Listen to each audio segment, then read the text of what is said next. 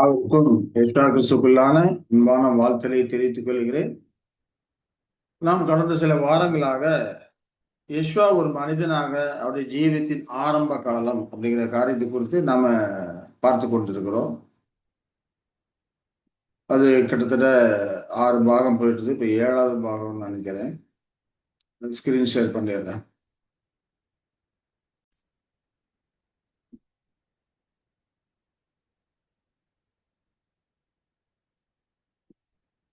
சரி, யெஷுவா மனிதனாக அவருடைய ஜீவியத்தின் ஆரம்ப காலம் பாகம் 7.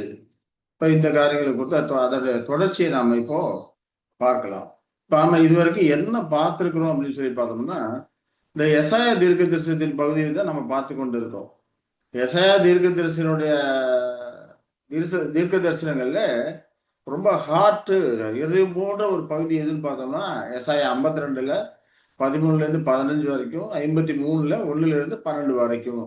இது ஆண்டவராகிய யெஷுவா கிறிஸ்துவை குறித்து அவருடைய மீட்கும் பலியை குறித்து சொல்லக்கூடிய காரியமா இருக்கு. எப்படி நமது பாவங்களை எல்லாம் சுமந்து தீர்த்தாரு, அதன் விளைவுகள் என்ன அப்படின்ட்டு யாவே தேவன் அந்த ரட்சிப்பின் திட்டத்தை யெஷுவா கிறிஸ்துவை மையமா வச்சு யாவே தேவன் நிமித்த அந்த ரட்சிப்பின் திட்டத்தை முழுமையாக அதுல சுருக்கமாக சொல்லப்பட்டிருக்கிறது.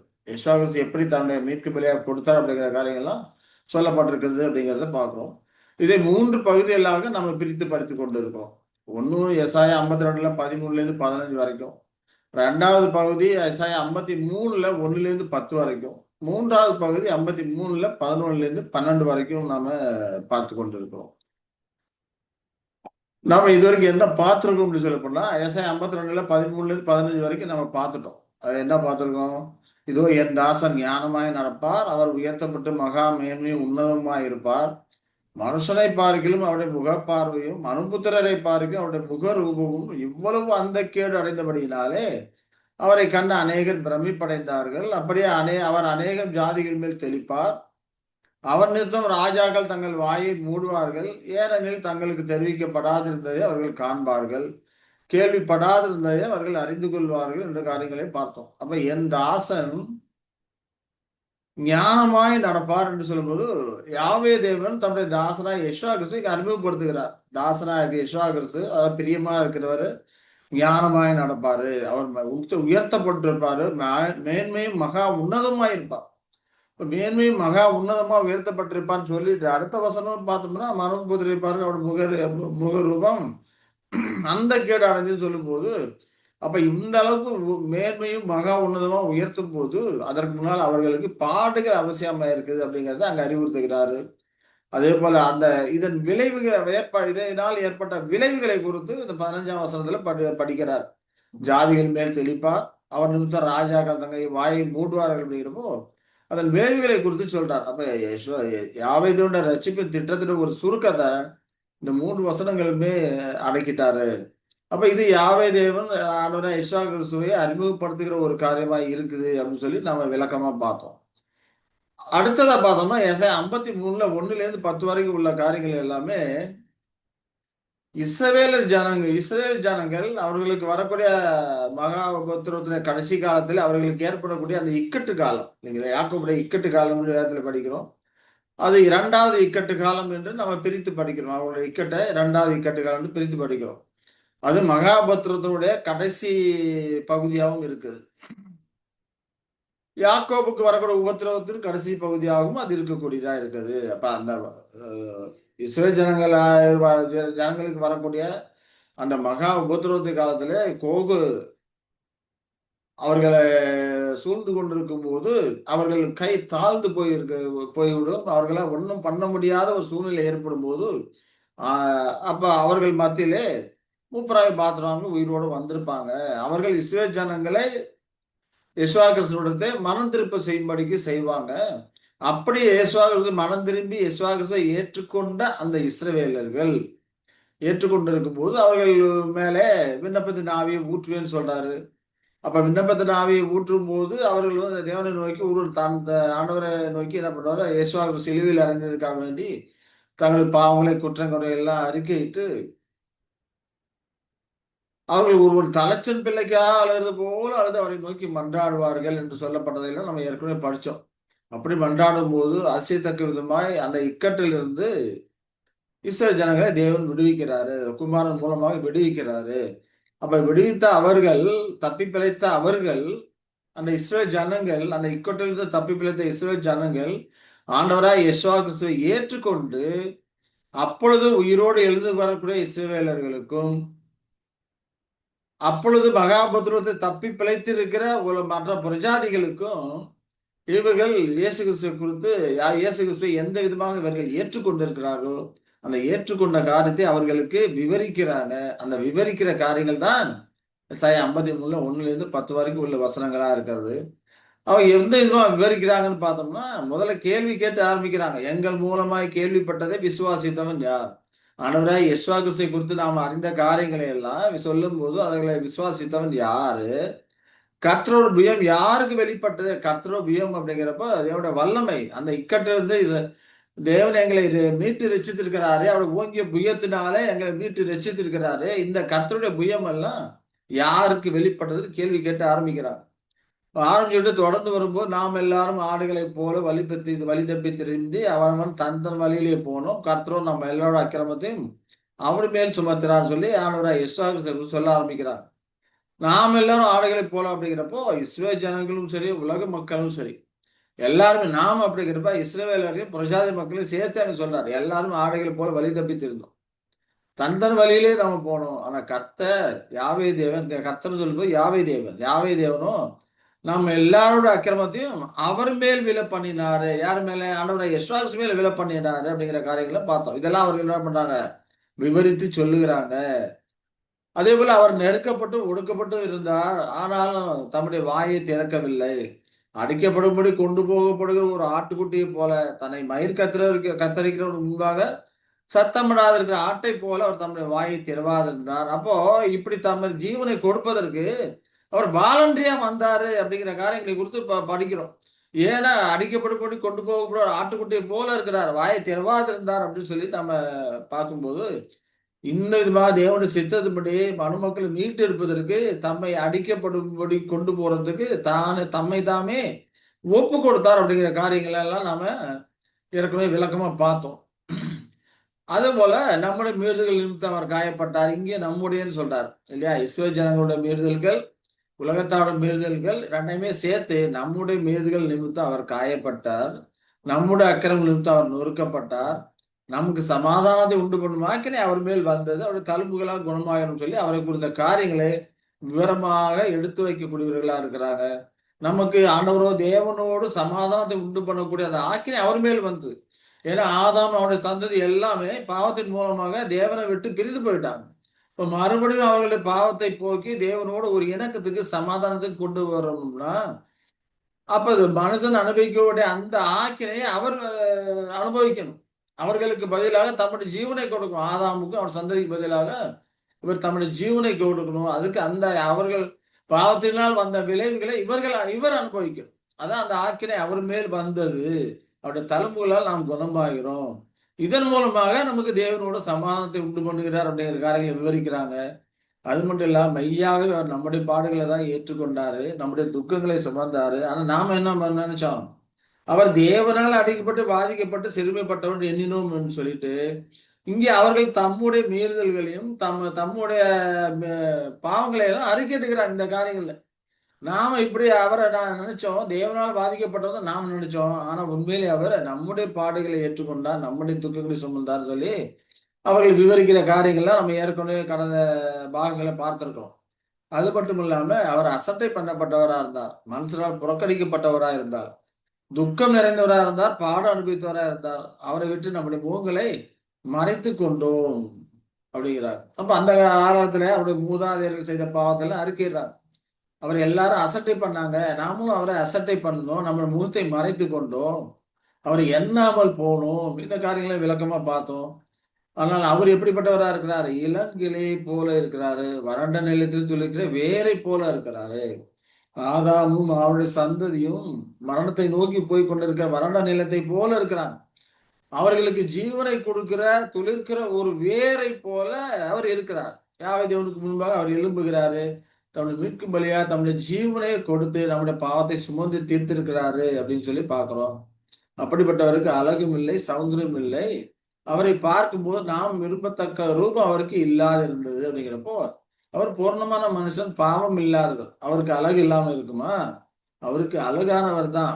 16 சிறந்தவர், பூரண அழகுள்ளவர் அப்படின்னு சொல்லி நம்ம படிக்கிறோம் வேத வசனங்கள்.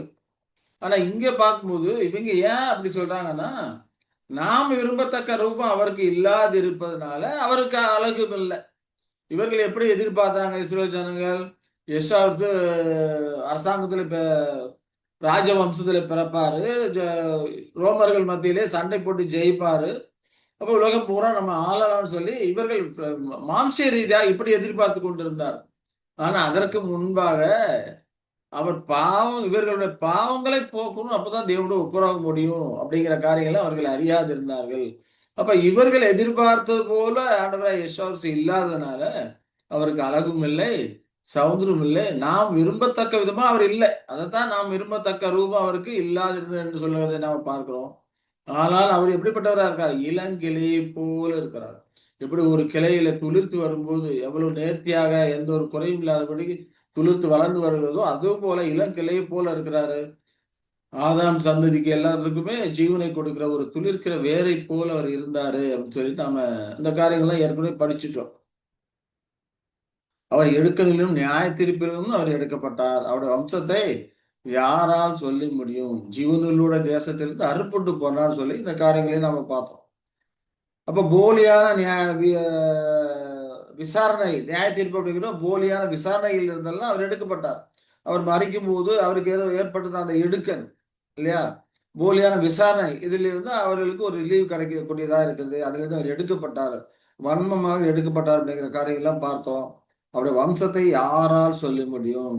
அப்ப ஆண்டவராய் யெஷாயாவுக்குள்ள அவருக்குள்ள ஒரு பெரிய வம்சம், ஒரு சந்ததி இருக்குது, பாவம் இல்லாத ஒரு சந்ததி இருக்கு. நம்ம சந்ததியோடு கூட அவர் தம்மை என்ன பண்றாரு? மரணத்துக்கு ஒப்பு கொடுத்திருக்கிறாரு. ஆதாம் பாவம் செய்யும் போது அவனுக்குள்ள ஒரு சந்ததி இருந்தது.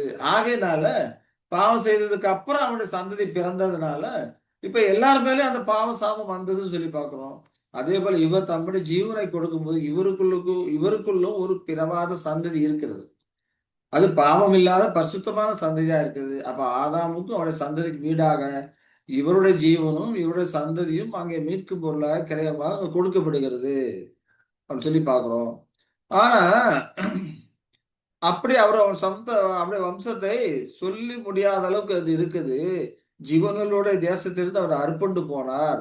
இதெல்லாம் யாருக்காக? என் ஜனத்தின் மீறுதல் நிமித்தம் அவர் பாதிக்கப்பட்டார் என்று அங்க சொல்லுகிறார். இதெல்லாம் இஸ்ரவேல் ஜனங்கள், உயிரோடு எழுந்து வரக்கூடிய மாம்சீக இஸ்ரவேலர்களுக்கும் மகாபுத்திரத்தில் மீண்டு இருக்கக்கூடிய உலக ஜனங்களுக்கும் அவர்கள் எடுத்து சொல்லக்கூடிய, விவரிக்கக்கூடிய ஒரு காரியமா இருக்குது அப்படிங்கிற காரியங்கள் எல்லாம் நம்ம பார்த்தோம். அப்ப அப்படிப்பட்ட ஆண்டவராய் யெஷுவா கிறிஸ்துவை துன்மார்க்கரோடு அவருடைய பிரேத குழியை நியமித்தார்கள். ஆனால் அவர் மரித்த போது ஐஸ்வர்யவானோடு இருந்தார். அப்ப அவர் மறிக்கிற வரைக்கும் தான் அவருக்கு வரக்கூடிய அவமானங்கள் எல்லாமே இருக்கணும். அதற்கப்புறம் மறித்ததுக்கு அப்புறம் அவருக்கு எந்த ஒரு அவமானம் தேவையில்லை. ஆகினால யாவே தேவன் அவர்கள் துன்மார்க்கரோட பிரேத குழியை நியமித்தாலும் கூட அது எதுன்னா வலது பக்கம் ஒரு கல்லன், இடது பக்கம் ஒரு கல்லனா துன்மார்க்கரை போல அவரை வச்சிருந்தாங்க. அப்ப நாளைக்கு அடக்கம் பண்ணும்போது அது போலதான் பண்ணுவாங்க. அப்படிதான் அவங்க பிளான் பண்ணியிருந்திருக்காங்க. ஆனால் தேவன் அதை மேலாதிக்கம் செய்து யோசேப்பின் மூலமாக ஐஸ்வர்யான் என்கிற யோசேப்பின் மூலமாக நல்லபடியாக அடக்கம் செய்தார் என்று நம்ம பார்க்கிறோம். ஏன்னா அவர் கொடுமை செய்யல, அவர் வாயில வஞ்சனை இருந்தால். இது வரைக்கும் நம்ம பார்த்தோம். அடுத்தது 10வது வசனத்துல இருக்க சில பகுதிகளே நம்ம விவரமா பார்த்தோம். 10வது வசனம் பார்த்தோம்னா, கர்த்தரோ அவரை நொறுக்கு சித்தமாகி அப்படிங்கிறப்போ யாவை தேவன் அவர் நொறுக்கு சித்தமானாரு. அப்ப நொறுக்கணும் அப்படின்னாக்க அதற்கான நோக்கம் என்ன அப்படிங்கிற காரியங்களை எல்லாம் நம்ம பார்த்தோம். அவரை பாடுகளுக்கு உட்படுத்தினாரு. அவருடைய ஆத்மா தன்னை குற்ற நிவாரண பலியாக ஒப்பு கொடுக்கும் போது அவர் தமது சந்ததியை கண்டு நீடித்த நாளா இருப்பார் அப்படிங்கிற சொல்லதை பார்க்கிறோம் இல்லைங்களா. இது வரைக்கும் நம்ம பார்த்தோம் கர்த்தர் அவருடைய நொறுக்கு சித்தமானார் அப்படிங்கிற அதற்கான நோக்கம் என்னன்னு பார்த்தோம். அவரை பாடுதலுக்கு உட்படுத்தக்கூடிய நோக்கம் என்னன்னு பார்த்தோம். அவருடைய ஆத்மா குற்ற நிவாரண பலியா ஒப்பு கொடுக்கும்போது அவர் சந்ததியை காண்றாரு. அப்ப சந்ததியோடு கூட மறிச்சிட்டாரு, மறுபடியும் எப்படி சந்ததியை காண்பார் அப்படின்னாக்க இப்போ தம்முடைய குற்ற நிவாரண பலியாக தம்முடைய ஜீவனை கொடுத்தது நம் மூலமாக ஆதாமே அவனுடைய சந்ததியை இவர் விலைக்கு வாங்கிட்டார். இப்ப ஆதாமும் அவனுக்குள்ள இருக்க சந்ததி எல்லாமே கிறிஸ்துவின் சந்ததியா ஆயிடுச்சு. இப்ப அவர்கள்லாம் கிறிஸ்துவின் வித்து. ஏன்னா இவரை தன்னுடைய ஜீவனே கொடுத்து அவர்களை விலைக்கரையமாக கொடுத்து வாங்கி இருக்கிறாரு. அப்ப இந்த தமது சந்ததியை கண்டு அவர் நீடித்த நாளா இருப்பார்னு சொல்லும்போது, மரித்த ஒருவருக்கு இப்ப போது இந்த சந்ததி அப்படிங்கிறப்போ ஆதாமுக்குள்ள இருக்கிற அவன் சந்ததி எல்லாமே இப்ப கிறிஸ்துவின் சந்ததி ஆகிறது பார்த்தோம். நீடித்த நாளா இருப்பார் அப்படிங்கிறப்ப நித்திய ஜீவனோடு இருப்பாரு. மரித்த ஒருவர் எப்படி நீடித்த நாளா இருக்க முடியும் அப்படிங்கிற காரியங்களை எல்லாம் நம்ம பார்த்தோம். அப்ப இங்க அவரோட உயிர்த்தெழுதலை குறித்து ஊர்ஜிதப்படுத்துறாரு. மரித்த ஆண்டவராய் யெஷுவா கிறிஸ்து உயிர்த்தெழுந்து எப்படி நீடித்த நாளாக இருக்கிறாரு, ஆட்சி பண்ணுகிறாரு. அந்த சந்ததியை தன்னுடைய சந்ததியா எடுத்து அவர்களுக்கு நித்திய ஜீவன் வரைக்கும் கொண்டு போறாரு அப்படிங்கிற காரியங்களை எல்லாம் ஏற்கனவே நாம பார்த்திருக்கிறோம். இப்ப நாம பார்க்க இருக்கிறது என்னன்னு சொல்லி பார்த்தோம்னா, கர்த்தருக்கு சித்தமானது இந்த கடைசி பகுதி. கர்த்தருக்கு சித்தமானது அவர் கையினால் வாய்க்கும் என்று நாம பார்ப்போம் இல்லைங்களா? அப்ப கர்த்தருக்கு சித்தமானது அவர் கையினால் வாய்க்கும்னா, அப்ப கர்த்தருக்கு சித்தம் என்ன அப்படிங்கிற காரியங்களை குறித்து இப்ப நாம பார்க்கலாம்.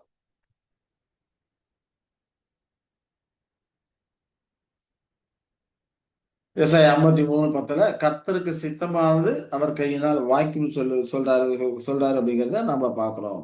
இப்ப தேவனுடைய பெரிய தாசனாகிய தம்முடைய மேசியாவிலே அடையாளமா இருந்த கோரஸை குறித்து சொல்றார். கோரேஸ் ராஜா அவன் பிறப்பதற்கு நீண்ட நாட்களுக்கு முன்னமே அவனை குறித்த காரியங்களை எசாயா மூலம் தீர்க்க தரிசனமாக அங்கே தீர்க்கதரிசி மூலமாக அவனை குறித்த காரியங்களை சொல்லி இருக்கிறார் கோரேஸ் ராஜை குறித்து. அந்த கோரேஸ் ராஜா யெஷுவா கிறிஸ்துவுக்கு நிழல் அடையாளமான ஒரு மனிதனாக இருக்கிறான். அவனை குறித்த காரியங்களை நாம பார்த்தோம்னா கோரேஸ் ராஜா குறித்து என்ன சொல்றாருன்னா, எசாயா 44:28 படிக்கலாம் சிஸ்டர். படிக்கிறீங்களா?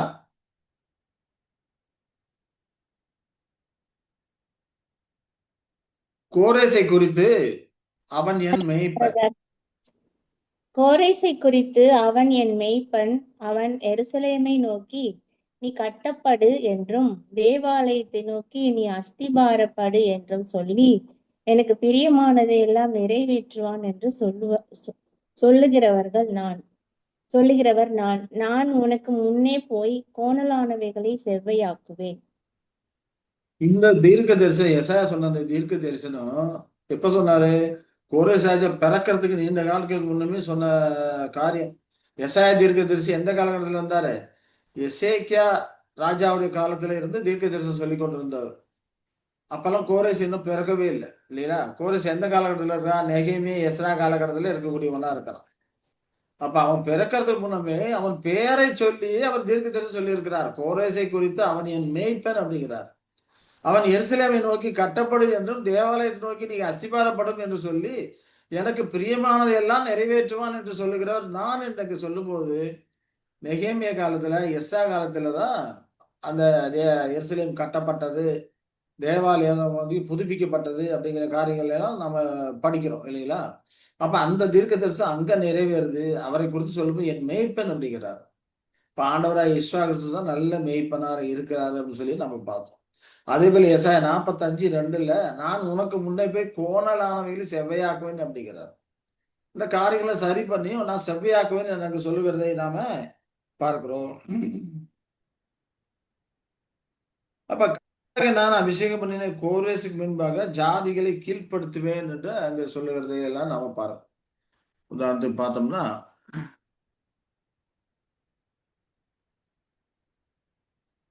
எசேக்கியேல்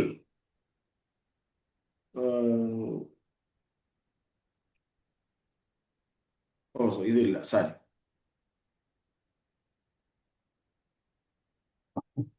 அடுத்த வசனம் பார்த்தோம்னா பள்ளம் எல்லாம் உயர்த்தப்பட்டு சகல மலைகளும் குன்றுகளும்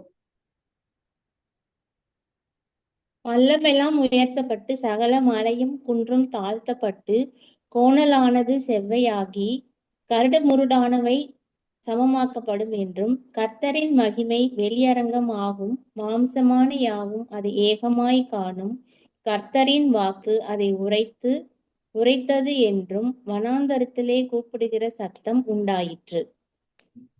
அப்ப பள்ளமெல்லாம் உயர்த்தப்படும், கோணலானது செவ்வையாகும். யாருக்கு முன்பாக? அந்த கோரேஸ் ராஜாவுக்கு முன்பாக இல்லையா? கோணலான காடுமுடானங்களை நான் சமமாக்கப்படும் சொல்றதை பார்க்கிறோம். அப்ப அந்த காலகட்டத்தில் கர்த்தரின் மகிமை வெளியரங்கமாகும், மாம்சமான யாவும் அதை ஏகமாய் காணும் என்று அங்கே சொல்லும் போது, அப்ப எந்த காலகட்டத்தில் கர்த்தர் மாம்சமான யாவும் அதை காணும்? இயேசுவினுடைய காலத்திலே அப்படிங்கிறத நாம பார்ப்போம் இல்லைங்களா? அந்த காலகட்டத்தில் கர்த்தர் மகிமை ஏகமாய் காணும் என்று சொல்லுகிறதை நாம பார்க்கிறோம். கர்த்தர் வாக்கு அதை உரைத்தது என்று அங்கே சொல்லுகிறதை நாம பார்க்கிறோம். இதெல்லாம் யாரு? எஸ்வா கிறிஸ்துக்கு சொல்லப்பட்ட ஒரு காரியமா இருக்கிறது. அப்ப கோரேஸ் ராஜா எஸ்வா கிறிஸ்துக்கு ஒரு நிழல் அடையாளமா இருக்கிறாரு அப்படிங்கிறத நம்ம பார்க்கிறோம். அதே போல இன்னும் வசனங்களை நாம பார்த்தோம்னா என்ன சொல்றாருன்னு பார்த்தோம்னா, எசாயா 45 1ஆம் வசனம் எஸ்வா கிறிஸ்து குறித்து அதே போலவே சொல்லுவார். எசாயா 45 1லேருந்து 4 வரைக்கும் நாம படிச்சு பார்த்தோம்னா அங்க என்ன சொல்றான்னு பார்த்தோம்னா, கர்த்தராகிய நான் அபிஷேகம் பண்ணின கோரேசுக்கு முன்பாக ஜாதிகளை கீழ்ப்படுத்தி ராஜாக்களின் இடைக்கட்டுகளை அவிழ்க்கும்படிக்கும் அவனுக்கு முன்பாக வாசல்கள் பூட்டப்படாதிருக்க கதவுகளை திறந்து வைக்கும்படிக்கும் அவனை பார்த்து அவன் வலது கையை பிடித்து கொண்டு அவனுக்கு சொல்லுகிறதாவது, உன்னை பெயர் சொல்லி அழைக்கிற இஸ்ரவேலின் தேவனாகிய கர்த்தர் நானே என்று நீ அறியும்படிக்கு வெண்கல கதவுகளை உடைத்து இருப்பு தாழ்பால்களை முறித்து அந்தகாரத்தில் இருக்கிற பொக்கிஷங்களையும் ஒளிப்பீடத்தில் இருக்கிற புதையல்களையும் உனக்கு கொடுப்பேன். நான் என் தாசனாகிய யாக்கோப்பின் நிமித்தமும் நான் தெரிந்து கொண்ட இஸ்ரவேலின் நிமித்தமும் நான் உன்னை பெயர் சொல்லி அழைத்து நீ என்னை அறியாதிருந்தும் உனக்கு நாமம் தரித்தேன். அழகா சொல்றாரு. எஸ்ஆவுக்கு சொல்றது போலவே இங்க சொல்றாரு. கர்த்தராய நான் அபிஷேகம் பண்ணி கோரேசுக்கு முன்பாக சகல ஜாதிகளையும் கீழ்ப்படுத்துவேன் அப்படிங்கிறார் இல்லையா? உங்களுடைய சத்துருகளை உமக்கு கீழ்ப்படுத்தி போடுவதற்கும் நீ அந்த வலது பார்சத்தில் உட்காரும் என்று கர்த்தர் யார்கிட்ட சொன்னாரு? எஸ்வா கிறிஸ்து கிட்ட இல்லைங்களா?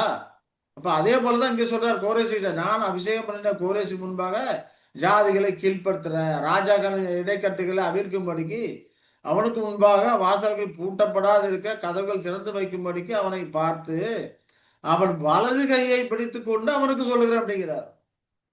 அதே போலதான் எஸ்வாசும் கையை பிடித்து அப்படின்னு சொல்லி இன்னொரு வசனம் சொல்றாரு இல்லைங்களா? அப்ப பெயர் சொல்லி அழைக்கிறாரு அப்படிங்கிற சொல்லி நாம இங்க சொல்றதை பார்க்கிறோம். அதே போல வெண்கல கதவுகளை உடைத்து இருப்பு தாழ்பால்களை முறிக்கிறாரு. அந்த காலத்துல இருக்கிற பொக்கிஷங்கள்லாம் ஒளிப்படத்தில் இருக்கிற புதையல்கள்லாம் உனக்கு கொடுப்பேன் அப்படிங்கிறார். அதே போல எஸ்வா கிறிஸ்துக்கு யாவே தேவனுடைய சகல காரியங்களும் எஸ்வா கிறிஸ்துக்கு தான் அதுக்கு சுதந்திரவாளியா இருக்கிறார். அப்ப அவருடைய ப்ராஸ்பரிட்டி, அவருடைய வளமை இல்லைங்களா, செழிப்புங்கிறது மிகுந்த அதிகமான ஒரு காரியமாக இருக்கிறது நம்ம பார்க்கிறோம் இல்லைங்களா? இப்போ அந்த காலத்தில் இருக்க பொக்கிஷங்களே உனக்கு கொடுக்குறேன் அப்படிங்கிறார். யாவே தேவன் விசுவாசத்துக்கு என்ன கொடுத்துருக்காரு? டிவைன் நேச்சர் கொடுத்துருக்கிறாரு, சாவாமை கொடுத்துருக்கிறார், அழியாமை கொடுத்துருக்கிறாரு இல்லையா? அது மிக உன்னதமான உயர்ந்த ஒரு நிலை இல்லையா? அதெல்லாம் அவருக்கு கொடுக்குறேன், அந்த பொக்கிஷங்களும் உனக்கு கொடுக்குறேன் அப்படிங்கிறார். இதெல்லாம் அந்த காலத்துல இருக்கிற பொக்கிஷங்கள். பொக்கிஷன் அப்படிங்கிறப்ப இங்க சொல்லும் போது கோரேசுக்கு உலகத்தரமான பொக்கிஷங்களை தான் சொல்றாரு. ஆனாலும் கூட இது எதற்கு அடையாளமா இருக்கு? எஸ்வாகிசு கொடுத்த அந்த பொக்கிஷங்களுக்கு அடையாளமாக அது இருக்கிறது. இப்ப நான் தெரிந்து கூட இஸ்ரவேல் நிமித்தம் நான் உன்னை பெயர் சொல்லி அழித்தேன் அப்படின்னு சொல்லி அங்க கோரேச ராஜா குறித்து அங்க சொல்லுகிறதே நம்ம படிக்கணும் இல்லைங்களா? அப்ப பெர்சியா நாட்டை சேர்ந்த கோரஸை பொறுத்த வரைக்கும் இந்த தீர்க்க தரிசனம் ஒரு வரையறுக்கப்பட்ட கருத்துல நிறைவேறி முடிந்தது அப்படின்னு சொல்லி நாம பார்க்கிறோம். அதே சமயம் அபிஷேகம் பண்ணப்பட்ட எஸ்வா கிறிஸ்து நியமிக்கப்பட்ட ஒரு மேய்ப்பனாக இருக்கிறார். கோரஸை குறித்து என் மேய்ப்பன் அப்படிங்கிறாரு. அதே போல எஸ்வா கிறிஸ்து அபிஷேகம் பண்ணப்பட்ட ஒரு மேய்ப்பனாக இருக்கிறாரு. அவருடைய தாசன்ல இந்த காரியங்கள்லாம் நிறைவேறுது அப்படிங்கிறத பார்க்கிறோம். இது அடையாளமாக இவனுக்கு சொல்லப்பட்ட காரியங்கள் எல்லாம் எஸ்வா கிறிஸ்துவிலே நிறைவேறுகிறது அப்படிங்கிற காரியங்களை குறித்து இன்னும் தீர்க்க தரிசனங்களை குறித்து நாம பார்க்கலாம். அப்ப அதுதான் என்னது? மேசியாவின் கையினால் வாய்க்கக்கூடிய தேவனுடைய சித்தம் இல்லையா? யாவேதனுடைய சித்தம் அவனுடைய கையினால் வாய்க்கும் என்று அந்த 10ஆம் வசனத்தை படிச்சோம் இல்லையா? ஏசாயா 53:10. தேவனுடைய சித்தமான அவர் கையினால் வாய்க்கும். அப்ப மேசியாவின் கையினால் வாய்க்கும் அவருடைய சித்தம் என்ன, நல்ல சித்தம் என்ன அப்படிங்கிறத இங்க அப்படியே லிஸ்ட் போட்டே சொல்றாரு. என்னென்ன சொல்றாரு அப்படின்னு சொல்லி ஏசாயா 41:1 பார்த்தோம்னா, நான் ஆதரிக்கிற என் தாசன் இல்லைங்களா? அப்ப ஏசாயா 53 ஆரம்பிக்கும் போது அவர் எப்படி அறிமுகப்படுத்தினாரு? என் தாசன் இல்லையா? என் தாசன் ஞானமாய் நடப்ப அப்படிதான் அறிமுகப்படுத்தினார். அதே விதமா தான் ஏசாயா 42:1 படிக்கிறோம். நான் ஆதரிக்கிற என் தாசன், நான் தெரிந்து கொண்டவர், என் ஆத்மாவுக்கு பிரியமானவர் இல்லையா? தாசன் என்ன பிரியமானவன் அவன் என்ற அர்த்தம் கொடுக்கக்கூடியதா இருக்கிறது. இவர் யாவை தேவனுக்கு பிரியமானவரா இருக்கிறாரு. என் ஆவி அவன் மேல் அமர பண்ணினேன் அப்படிங்கிறார். எதற்காக அவர் தம்முடைய ஆவி அவர் மேல் அமர பண்றாரு? புறஜாதிகளுக்கு நியாயத்தை வெளிப்படுத்துறது. அப்ப தேவனுடைய நல்ல சித்தம் என்னது? புறஜாதிகளுக்கு நியாயத்தை வெளிப்படுத்தணும், நீதியை கற்றுக் கொடுக்கணும். இந்த நல்ல சித்தம் எல்லாம் மேசியாவின் கையினால் வாய்க்கும். அது மட்டுமல்ல, அவரை குறித்து நிறைய சித்தம் வைத்திருக்கிறார், விருப்பம் வைத்திருக்கிறார். அடுத்தது 6-7 வசனங்களை படிக்கும் போது, நீர் குருடருடைய கண்களை திறக்கவும் அப்படிங்கிறார். சாத்தானால் குருடாக்கப்பட்டிருக்கிறார். சுவிசேஷத்தின் பிரகாசமான ஒளி பிரகாசிக்காதபடிக்கு சாத்தான் அவனுடைய கண்களை குருடாக்கி போட்டிருக்கிறான்னு சொல்லி அப்போஸ்தலனாகிய பவுல் கொரிந்தியர்களில் சொல்றதை பார்க்கிறோம் இல்லைங்களா? அப்படி குருடருடைய கண்கள் எல்லாம் அவர் திறக்கணும், சத்தியத்தை பார்க்கும்படிக்கு அவர்களை கொண்டு வரணும். அது மட்டும் இல்லாம கட்டுண்டவர்களை காவலில் இருந்து விடுவிக்கணும். ஆதாமின் மரண சாபத்திலே கட்டுண்டவர்களாக இருக்கக்கூடியவர்களாக இருக்கிறாங்க. சாத்தானுக்கு அடிமைப்பட்டு கட்டுண்டவர்களாக இருக்கிறாங்க. அப்படிப்பட்ட கட்டுண்டவர்கள்லாம் காவலில் இருந்து விடுவிக்கணும். இது எல்லாமே தேவனுடைய சித்தமா இருக்கு. குருடருடைய கண்களை திறக்கணும், தேவ சித்தமா இருக்குது. இப்படி சாத்தானால் அடிமைப்பட்டு கட்டுண்டு கிடக்கிற காவலிலே கட்டுண்டு கிடக்கிறவர்களை விடுவிக்கணுங்கிறது தேவனுடைய சித்தமா இருக்குது. இதெல்லாமே மேசியாவின் கையினால் வாய்க்கும். அது மட்டும் இல்ல, இருளில் இருக்கிறவர்களை சிறைச்சாலையை விடுவிக்கவும். அது ஏன்னா இருளில் இருக்கிறவர்கள் மரண சிறையிலே இருக்கிறவங்க இல்லையா? அதுதான் சிறைச்சாலை. மரணத்துல எனக்கு செய்கை வித்து அறிவு ஞானம் எதுவுமே இல்லை, ஜீவன் அற்றவர்களா இருக்கிறாங்க.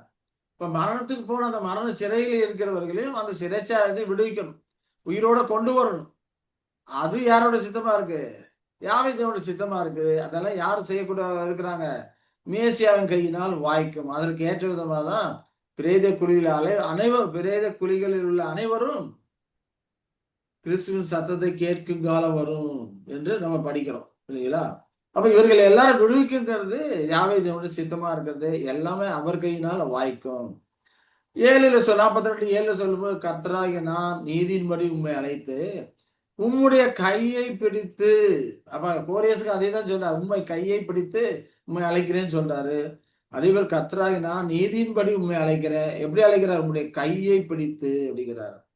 உண்மை தற்காத்து, உண்மை கையை பிடித்து தற்காத்து நீதியின்படி அழைத்து உண்மை ஜனத்திற்கு உடன்படிக்கையாகவும் ஜாதிக்கு ஒளியாகவும் வைக்கிறேன் அப்படிங்கிறார். உடன்படிக்கை ஏற்படுத்தும்படிக்கான இவர் தான் புது உடன்படிக்கை ஏற்படுத்தக்கூடிய நாயகனா இருக்கிறார். உடன்படிக்கையின் தூதுவன்னு சொல்லி மல்கியாவில் படிக்கிறோம் இல்லைங்களா? அப்போ ஜனத்திற்கு உடன்படிக்கையாக ஜாதிகளுக்கு ஒளியாக இவர் வைக்கிறார். எப்படி? கையை பிடித்து உனக்கு இந்த காரியங்களை வைக்கிறேன் அப்படிங்கிறாரு. இதெல்லாம் யாவே தேவனுடைய சித்தமா இருக்கு. கர்த்தருடைய அந்த சித்தம் இவர் கையினால் வாய்க்கும் என்று நம்ம அந்த 10ஆவது வசனத்திலே படிக்கிறோம். அது மட்டும் இல்லாம இன்னும் இவருடைய சித்தம் என்ன விதமா இருக்கு? குருடரை கண்களை திறந்தா மட்டும் பத்தாது. 42:6 சொல்லும்போது குருடரை கண்களை திறக்கிறோம் அப்படிங்கிறாரு. திறந்தா மட்டும் போதுமா? பத்தாது. குருடரை திறந்து அவர்கள் அறியாத வழியிலே அவர்கள் நடத்தணும். இதுவரைக்கும் அவர்கள் பார்த்திராத சத்தியத்தின் பாதையிலே, நீதியின் பாதையிலே அவர்கள் வழிநடத்தி கொண்டு போகணும். அதுதான் 42:16 சொல்றாரு. குருடரை அவர்கள் அறியாத வழியிலே நடத்தி அவர்களுக்கு தெரியாத பாதைகளிலே அவர்களை அழைத்து கொண்டு வந்து என்று அங்கு சொல்லுகிறதை நாம பார்க்கிறோம். இதுவரைக்கும் அவர்கள் அறியாத பாதை அது.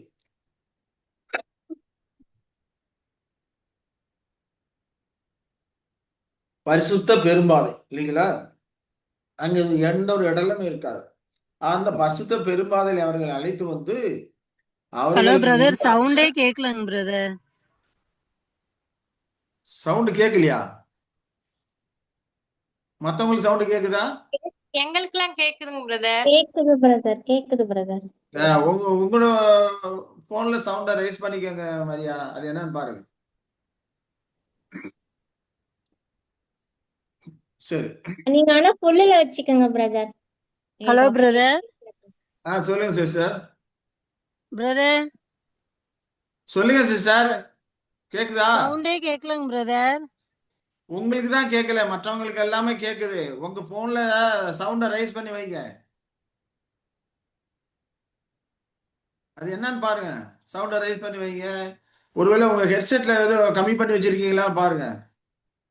ஹெட்போன் போடுறீங்கல்ல, அதுல கூட கம்மி பண்றதுக்கான இதெல்லாம் இருக்குது. அந்த மாதிரி ஏதாவது அமைத்திருக்கிறீங்கன்னா பாருங்க, செக் பண்ணுங்க. சரி. அப்போ அவர்களை அழைத்து கொண்டு, குருடரை அறியாத வழியிலே நடத்தி, அவர்களுக்கு தெரியாத பாதைகளிலே அவர்களை அழைத்து கொண்டு வந்து, அவர்களுக்கு முன்பாக இருளை வெளிச்சமாக்குறாரு, கோணலை செவ்வையுமாக்குவாரு என்று அங்க சொல்லுகிறதை நாம பார்க்கிறோம் இல்லையா?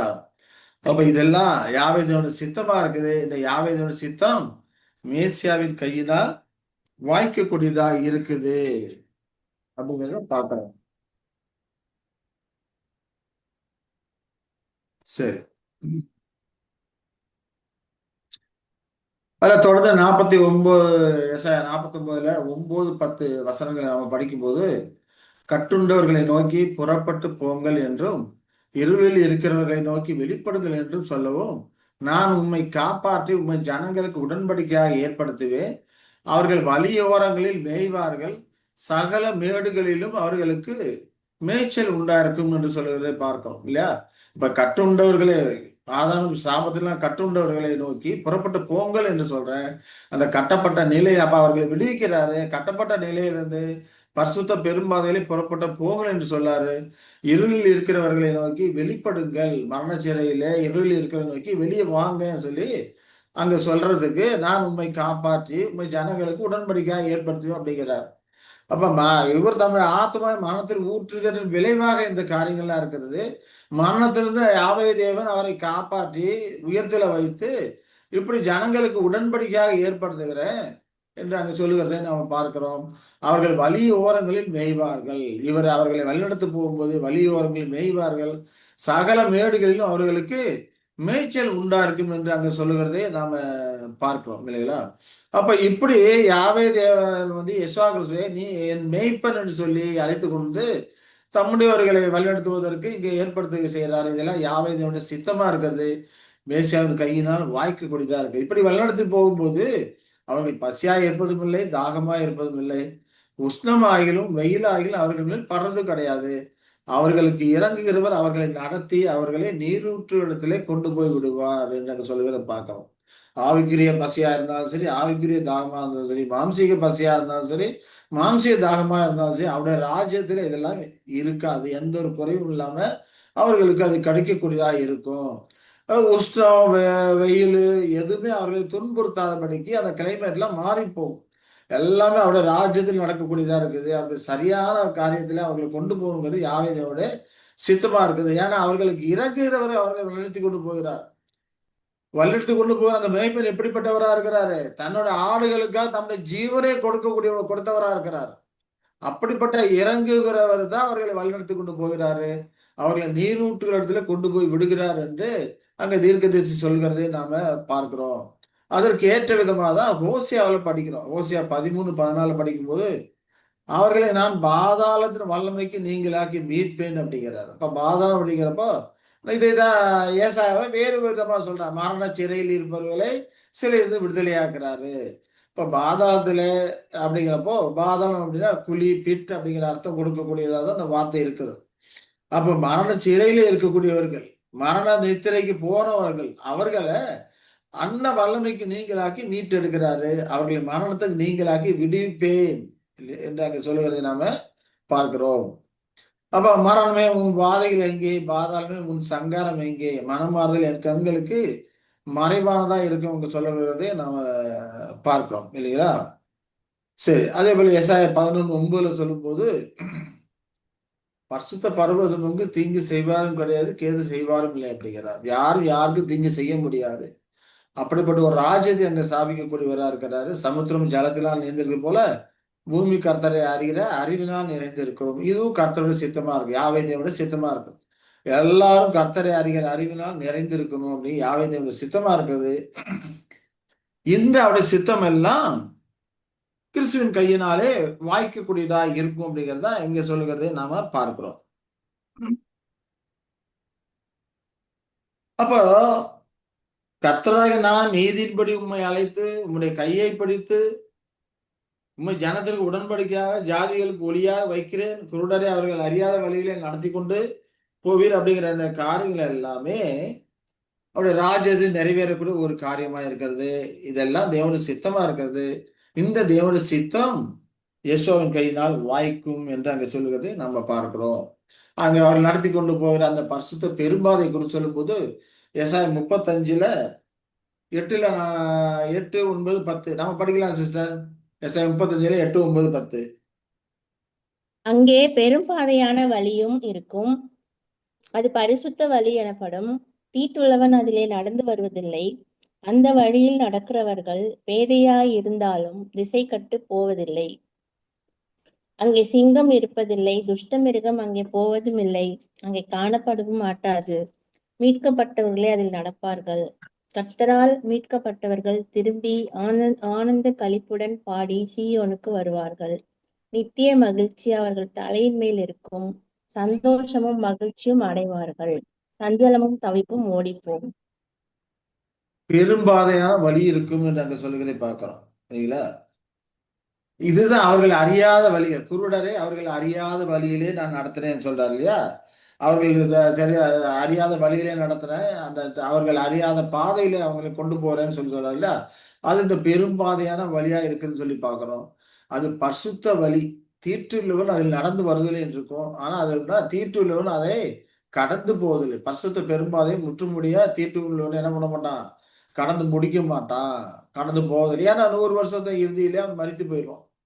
துணிகரமா எதிர்த்து இருக்கிறவர்கள் 100 வயது முடிந்த உடனே அவர்கள் என்ன பண்ணுவாங்க, தகுதியற்றவர்களா இருக்கும்போது அதை முழுமையா கடந்து போக மாட்டாங்க. அந்த வழியில் நடக்கிறவர்கள் பேதையரா இருந்தாலும் திசை கெட்டு போக மாட்டாங்க. ஒன்றும் அறியாதவர்களா இருந்தாலும் பேதையரா இருந்தாலும் திசை கெட்டு போக மாட்டாங்க. ஏன்னா எழுதலுக்கு ஏதுவான கற்கள் எல்லாம் பொறுக்கி போடப்பட்டிருக்கும். அது மட்டும் இல்லாம அங்கே சிங்கம் இருக்காது அப்படின்னு சொல்றதை நாம பார்க்கிறோம். இல்லைங்களா? துஷ்ட மிருகம் அங்கே போவதில்லை. சிங்கம்னா என்ன அர்த்தம்? கர்ஜிக்கிற சிங்கம் போல் எவனை விலகலாம் என்று வகை தேடி சுற்றி திரிகிறான் அப்படின்னு பேதுரு யார சொல்றாரு? சாத்தானை குறித்து சொல்றாரு. அப்ப சாத்தான் அந்த அவருடைய ராஜ்யத்திலே கட்டப்பட்டு இருப்பான். அப்ப சிங்கம் அங்க இருக்காது. துஷ்ட மிருகம் அப்படிங்கிறப்போ சாத்தானுடைய சமாதிபதிகளா இருக்கக்கூடிய கொடுங்கோலான அந்த காரியங்கள் எல்லாமே அங்க இருக்காது. அந்த நிறுவனங்கள் துஷ்டமான அந்த நிறுவனங்கள்லாம் இருக்காது, அங்கே காணப்படவும் மாட்டாது. அங்க யார் இருப்பாங்க? மீட்கப்பட்டவர்கள் தான் அதில் நடப்பார்கள். கர்த்தரால் மீட்கப்பட்டவர்கள். எதிலிருந்து தான் மீட்கப்பட்டவர்கள்? மரண சிறையிலிருந்து மீட்கப்பட்டவர்கள் இல்லையா? சாத்தானுடைய பிடியிலே கட்டப்பட்டவர்கள். இவர்கள் எல்லாமே அதிலிருந்து அப்படிப்பட்ட அந்த மீட்கப்பட்டவர்கள் அதிலே நடக்கக்கூடியவர்களாக இருப்பாங்க. கர்த்தரால் மீட்கப்பட்டவர்கள் திரும்பி ஆனந்த களிப்புடன் பாடி சீயோனுக்கு வருவார்கள். நித்திய மகிழ்ச்சி அவர்கள் தலையின் மேல் இருக்கும். சந்தோஷம் மகிழ்ச்சியும் அடைவார்கள். சஞ்சலம் தவிப்பும் ஓடிப்போம். யாவே தேவனுடைய பரிசுத்தமான சித்தம் இதுதான். எல்லாரும் மீட்கப்படணும், அவர்கள் ஆனந்த களிப்புடன் பாடணும், சந்தோஷமா இருக்கணும், மகிழ்ச்சியா இருக்கணும். அந்த மகிழ்ச்சி நித்தியத்துக்குமான மகிழ்ச்சியா இருக்குங்கிறது யாவே தேவனுடைய சித்தமா இருக்கும். அப்படிப்பட்ட ஒரு மகிழ்ச்சியை மக்களுக்கு கொடுக்கணும், ஜனங்களுக்கு கொடுக்கணும் தேவ சித்தமா இருக்குது. இந்த தேவனுடைய நல்ல சித்தம் எல்லாம் யார் கையினால் வாய்க்கும்? யெகோவாவின் கையினால் வாய்க்கும். சந்தோஷம் மகிழ்ச்சி அடைவாங்க. அப்போ அந்த சிங்கம் போன்ற காரியங்கள்லாம் அங்க இருக்காது அப்படிங்கிறத நம்ம பார்க்கிறோம். சிங்கம் இருக்காதுன்னா வெறுமனே சாத்தான் இருக்க மாட்டான், கட்டப்பட்டிருப்பான். சாத்தான் கட்டப்பட்டு போயாச்சுன்னா என்ன ஆகும்? அங்க சாத்தான் மூலம் வரக்கூடிய சோதனை இருக்காது. யெகோவா கிறிஸ்து மூலம் வரக்கூடிய பரீட்சைகள் தான் இருக்கும். சாத்தானும் பரீட்சை பண்ணும்போது எப்படிப்பட்ட சோதனை கொடுப்பான்? ஒளியை இருள் என்று சொல்லுவான், இருட்டை வெளிச்சம் என்று சொல்லுவான். அப்படி தப்பறையே போதிக்கக்கூடியவனா இருப்பான். தீமையை கொடுத்து நம்மை சோதிக்கக்கூடியவனா இருப்பான். ஆனா கிறிஸ்து கொடுக்கிற சோதனை எல்லாம் தீமை இருக்காது. நன்மையான காரியங்கள் இது, தீமையான காரியங்கள் இது என்பதை படிப்பித்து எதை செலக்ட் பண்ணுமோ பண்ணிக்கோ அப்படின்ட்டுருவாரு இல்லைங்களா? இப்ப ஆதாம் கிட்ட சோதனை பண்ணும்போது எப்படி சோதிச்சாரு? ஆதாம் கிட்ட நன்மை தீமை அறிகிற கனிகளை மட்டும் நீ சாப்பிடாத, ஜீவரிச்சதுக்கு ஏதுவான கறிகள்லாம் நிறைய இருக்குது, அதை சாப்பிட்டுக்கோ. அதான் சொன்னாரு, நன்மை தீமை அறியத்தக்க கனியை சாப்பிட்டீங்கன்னா நீ செத்து கொண்டே சாவாய் இல்லையா. அங்கே அவனுக்கு எந்த ஒரு துன்பத்தையும் துயரத்தையும் கொடுத்து சோதனை பண்ணல, டெஸ்ட் பண்ணல. அவனுக்கு அதற்கான நாலேஜை கொடுத்து தான் டெஸ்ட் பண்றாரு. இது அவனுக்கு சுயாதீனம் கொடுக்கிறாரு. அவனுக்கு வரக்கூடிய பரீட்சை எப்படி இருக்கு? அவனுடைய சுயாதீனம் தான் அவனுக்கு வரக்கூடிய பரீட்சையா இருந்தது. அப்போ மேசியாவின் ராஜ்யத்திலும் அவர்களுக்கு கொடுக்கப்பட்ட சுயாதீனம் தான் அவர்களுக்கு பரீட்சையா இருக்கும். நீதியும் நியாயத்தையும் கடைபிடித்து பொது உடன்படிக்கை பிரமாணங்களை கடைபிடித்து அன்பின் பிரமாணம் கடைபிடித்து செல்லும் போது உனக்கு முன்னேற்றம் இருக்கும்.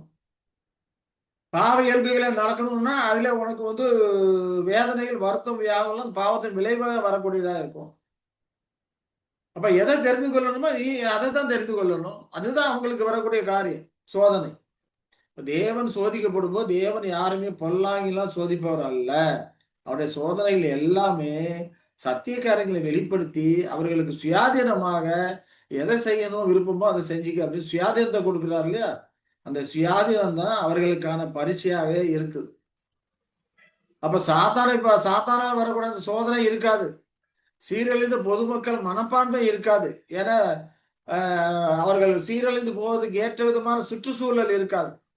அவர்கள் தங்களோட மனப்பான்மையை, பாவ இயல்புகளை என்ன பண்ணணும்? கல்வி சுத்திகரித்து கொள்ளணும். சத்தியம் எங்கும் பிரசாபிக்கும். அப்ப சத்தியத்தின் மூலமா தங்களுடைய அந்த பாவ இயல்புகளை கல்வி சுத்திரித்து கொண்டே போகணும். அதே போல நீதியும் நியாயத்தையும் பண்ணும்போது இந்த காலகட்டத்தில் அதற்கு நிறைய எதிர்ப்புகள் இருக்கு.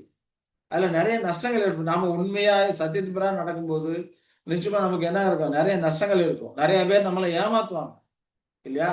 அதன் மூலம் நமக்கு நிறைய நஷ்டங்கள் இருக்கும். அதே போல நமக்கு எதிர்ப்புகள் இருக்கும், அச்சுறுத்தல் இருக்கும். இதெல்லாம் வரும்போது நமக்கு மனச்சோர்வு உண்டாகும். இதெல்லாம் அங்கே இருக்காது. அததான் அங்க சொல்றாரு. அவருடைய ராஜ்யத்துல நீதியை செய்யும் போது அவர்களுக்கு ரிவார்டு இருக்கக்கூடியதா இருக்கும். பூரணத்தை நோக்கி முன்னேற்ற பாதையில போகக்கூடியவர்களா இருப்பாங்க. தவறு செய்தாதான் அவர்களுக்கு சிகிச்சைகள் கொடுப்பாரு. அதுவும் தவறு செய்ய முடியாது. அந்த தவறான காரியங்கள் மனசுல நினைக்கும் போது அவர்களுக்கு அவங்க சரீரத்துல ஏதோ ஒரு விதமான உபாதைகள் வரக்கூடியதா இருக்கும். அதன் மூலமா தான் அங்க சிகிச்சைகள் வருது. பாவத்தின் விளைவாக, தவற செய்யணும்னு நினைக்கிறதுக்கு விளைவாக அது வரக்கூடியதா இருக்கும். ஆகையினால இந்த எதிர்ப்புகள் இப்ப இருக்கிற மாதிரியான நீதி நியாயத்தை செய்யும் போது வரக்கூடிய எதிர்ப்புகள் அந்த காலகட்டத்துல இருக்காது. நல்லதை செய்வதிலிருந்து காயப்படுத்துவதோ, அழிக்கவோ, அச்சுறுத்தவோ எதுவுமே இருக்காது. பரிசுத்தத்தின் பெரும்பாதை உள்ள இந்த தடைகள் எல்லாமே நீக்கப்பட்டிருக்கும். அதுதான் அங்க சிங்கம் இருக்காதுன்னு சொல்றாரு. அதே போல சிங்கம் போல இருக்கிற சாத்தானும் முழுமையாக கட்டப்பட்டிருப்பான் இல்லையா. அது மட்டும் இல்ல, எந்த கொடிய மிருகமும் இருக்காதுன்னு சொல்றாரு இல்லையா. கொடிய மிருகம்னா சாத்தான ஸ்தானாதிபதிகளா இருக்கக்கூடிய பலவிதமான கொடிய நிறுவனங்கள் இருக்குது. அது போல மதுபான ஆசை, தீவிரமான அந்த காம ஆசை, இதெல்லாம் என்னது? கொடிய மிருகங்களா இருக்கிறது. இதெல்லாம் அங்க இருக்காது. அங்க மதுபான ஆசை இருக்காது இல்லையா. காம இச்சைகளை கொண்டு இருக்கக்கூடியதெல்லாம் இருக்காது. மனசுல நினைச்சா ஒரு ஸ்திரியை இச்சையோடு பார்க்கிற எவனும் விபச்சாரம் செய்தாயிற்று அப்படிங்கிறார். இப்ப மனசுல நினைச்சாவே அவனுக்கு என்ன வரும்? சிக்ஷைகள் வரும். ஆகையினால அதற்கு பயந்தாவது அவர்கள் என்ன பண்ணுவாங்க? அதை நினைக்காதபடிக்கு அதை வெறுக்கக்கூடியவர்களா இருப்பாங்க. அப்படிப்பட்ட ஒரு முன்னேற்றத்தின் பாதை தான் பரிசுத்த பெரும்பாதையா இருக்கும். அப்ப அந்த விதமான கொடிய மிருகங்கள், பலவிதமான தீய பழக்க வழக்கங்கள் ஆளாகக்கூடிய அந்த காரியங்கள் எல்லாம் அங்க இருக்காது. அது மட்டும் இல்லாம சுயநலமான நலன்களை முன்னேற்றுவதற்காக பொது நலனை பாதிக்கக்கூடிய நிறைய நிறுவனங்கள் இந்த காலகட்டத்தில் இருந்திருக்கிறது. அதெல்லாம் அங்க இருக்காது. அங்க எல்லாம் பொது நலனுக்காக வேண்டிய காரியங்கள் தான் இருக்கும். ஏன்னா சிம்மாசனம் நீதியின் சிம்மாசனம். அதுல அன்பு உட்கார்ந்து ஆட்சி பண்ணக்கூடியதா இருக்கு. ஆகையினால சுயநலமாய் எந்த ஒரு காரியமும் இருக்காது. அங்க ஆட்சி பண்ணக்கூடிய கிறிஸ்துவும் மனவாட்டி வகுப்பார்களும் மற்றவர்களுக்காக தங்களை ஜீவனே கொடுத்து பலி செய்தவங்க. அந்த அளவுக்கு மற்றவர்கள் அன்பு கொண்டவங்க. அவர்கள் ஆட்சி பண்ணும்போது மக்களுக்கு ஆசீர்வாதத்தை அள்ளி கொடுக்கக்கூடியதாக, அப்படிப்பட்ட ராஜ்யம் தான் அங்கே இருக்கக்கூடியதா இருக்கும். மனுமக்களுக்கு எந்த நன்மை இருக்குமோ அந்த நன்மையான காரியங்களை தான் செய்யக்கூடியவர்களா இருப்பாங்க. சுயநலமாக எதையும் செய்யக்கூடியவர்களா இருப்பாங்க. பூமியில அவர்களுக்கு சுயநலமாக எந்த ஒரு காரியமும் தேவையும் இருக்காது. ஆனா இப்ப இருக்கிற ஆட்சியாளர்களா சுயநலமான காரியங்களா இருக்கிறாங்க. சுயநலத்துக்காகவே சட்டங்களை இயற்றக்கூடியவர்களாக இருக்கிறாங்க. பெரிய பெரிய நிறைய நிறுவனங்கள் இருக்கு. அது எல்லாமே சுயநலத்துக்காக பொது நலத்தை பாதிச்சாலும் பரவாயில்ல அப்படின்னு சொல்லி செய்யக்கூடிய நிறுவனங்கள் தான் இருக்கும். அந்த காலகட்டத்தில் இதெல்லாம் இருக்காது. அதே போல பொய்யான அமைப்புகள், பொய்யான போதனைகள் அங்கே இருக்காது. இப்போ வேதாகம் ஒரே வேதாகம் தான். எவ்வளவு பேர் பொய்யான காரியங்களை இதை திரித்து பேசிக்கொண்டு இருக்கிறார்கள். அதெல்லாம் அங்க இருக்காது. அதே போல மரணத்திலிருந்து உயர்த்தப்படக்கூடிய காரியங்களும் கூட திடீரென்று வந்துடாது. உடனே மரணத்தை உயிர்த்தெழுந்து வந்த உடனே எல்லாரும் சத்தியத்தை குறித்த அறிவை முழுமையா அடைஞ்சிருவாங்க, போயிடுவாங்க. அந்த உயர்த்துதல் வந்து திடீரென்று இருக்காது. அது படிப்படியாக நடைபெறக்கூடிய ஒரு காரியமா இருக்கும். அதுதான் அந்த பரிசுத்த பெரும்பாதை. சத்தியத்துக்கும் நீதிக்கும் கீழ்ப்படிய இழந்து போன அந்த பூரணத்தை நோக்கி முன்னேறி கொண்டே போகக்கூடிய பரிசுத்த பெரும்பாதை இருக்கும். அங்கே முயற்சி தேவை. எந்த அளவுக்கு முயற்சி இருக்கோ அந்த அளவுக்கு ஜெயமும் இருக்கும். அப்ப முயற்சியும் ஜெயமும் தேவைக்கூடிய உயர்வுக்கு செல்லக்கூடிய ஒரு பாதை. இறுதியா முழு பூரணத்தை அடையும் போதுதான் அவர்களுக்கான அந்த உயிர்த்தெழுதல் ப்ராசஸ் முடிவு பெறக்கூடியதா இருக்குது. உயிரோட மரண சிறையில இருந்து உயிரோட எழுந்து வந்த உடனே அந்த உயிர்த்தெழுதல் முடிஞ்சிருச்சு, உயிர்த்தெழுந்து வந்துட்டாங்க, அதுதான் உயிர்த்தெழுதல். அப்படி கிடையாது. ஆதாம் பாவம் செய்வதற்கு முன்பு எந்த நிலையில இருந்தானோ அந்த நிலைக்கு போய் அடைந்தாதான் உயிர்த்தெழுதலுக்கான அந்த ப்ராசஸ் முற்று பெறக்கூடியதா இருக்கும். அப்போதான் அவங்க அங்க உயிர்த்தெழுதல் பிள்ளைகளாக இருப்பார்கள் என்று நாம படிக்கிறோம். அப்ப அந்த மரணத்திலிருந்து உயர்த்தப்படக்கூடிய காரியம் திடீரென்று வராது அப்படிங்கறத நம்ம படிக்கிறோம். அது ஜீவனை நோக்கி மேலே செல்கின்ற ஒரு பாதையாக இருக்கும். விழுந்த நிலையிலிருந்து முழுமையான மீட்பை நோக்கிய உயிர்த்தெழுதலுக்குரிய ஒரு பாதையாக அது இருக்கும் என்று நாம பார்க்கிறோம். அப்ப இதெல்லாம் என்னது? தேவனுடைய சித்தமாக இருக்கிறது. தேவனுடைய அந்த நல்ல சித்தம் கையினாலே வாய்க்கும் இல்லையா? அப்ப இதெல்லாம் வாய்க்கணும்னா செய்யணும்னா அதற்கு யார்? அவரு தான் நல்ல மேய்ப்பன். ஆண்டவரே எஸ்ஐயா கிறிஸ்து தான். அதுதான் எசேக்கியேல் சொல்றாரு. எசேக்கியேல் 34 23 24 படிக்கலாம் சிஸ்டர்.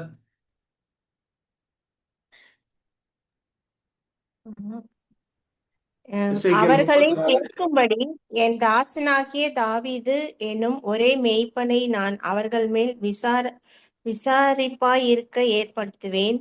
இவர் அவர்களை மேய்த்து இவரே அவர்களுக்கு மேய்ப்பனாயிருப்பார்.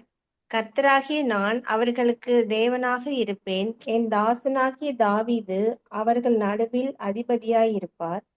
கர்த்தராகிய நான் இதை சொன்னேன். என் மந்தையும் என் மேய்ச்சலின் ஆடுகளுமாகிய நீங்கள் மனுஷர், நான் உங்கள் தேவன் என்று கர்த்தராகிய ஆண்டவர் உரைக்கிறார் என்று சொல் என்றார். அப்ப என் தாசனாய் அவரை மேய்க்கும்படி என் தாசனாய் தாவீது என்னும் ஒரே மேய்ப்பனை அவர்கள் மேல் விசாரிப்பா இருக்க ஏற்படுத்துவேன் அப்படிங்கிறார் இல்லையா? அப்ப யாவே தேவன் தான் சொல்றாரு, தாவீது என்னும் ஒரே மேய்ப்பனை ஏற்படுத்துவேன் அப்படிங்கிறார்.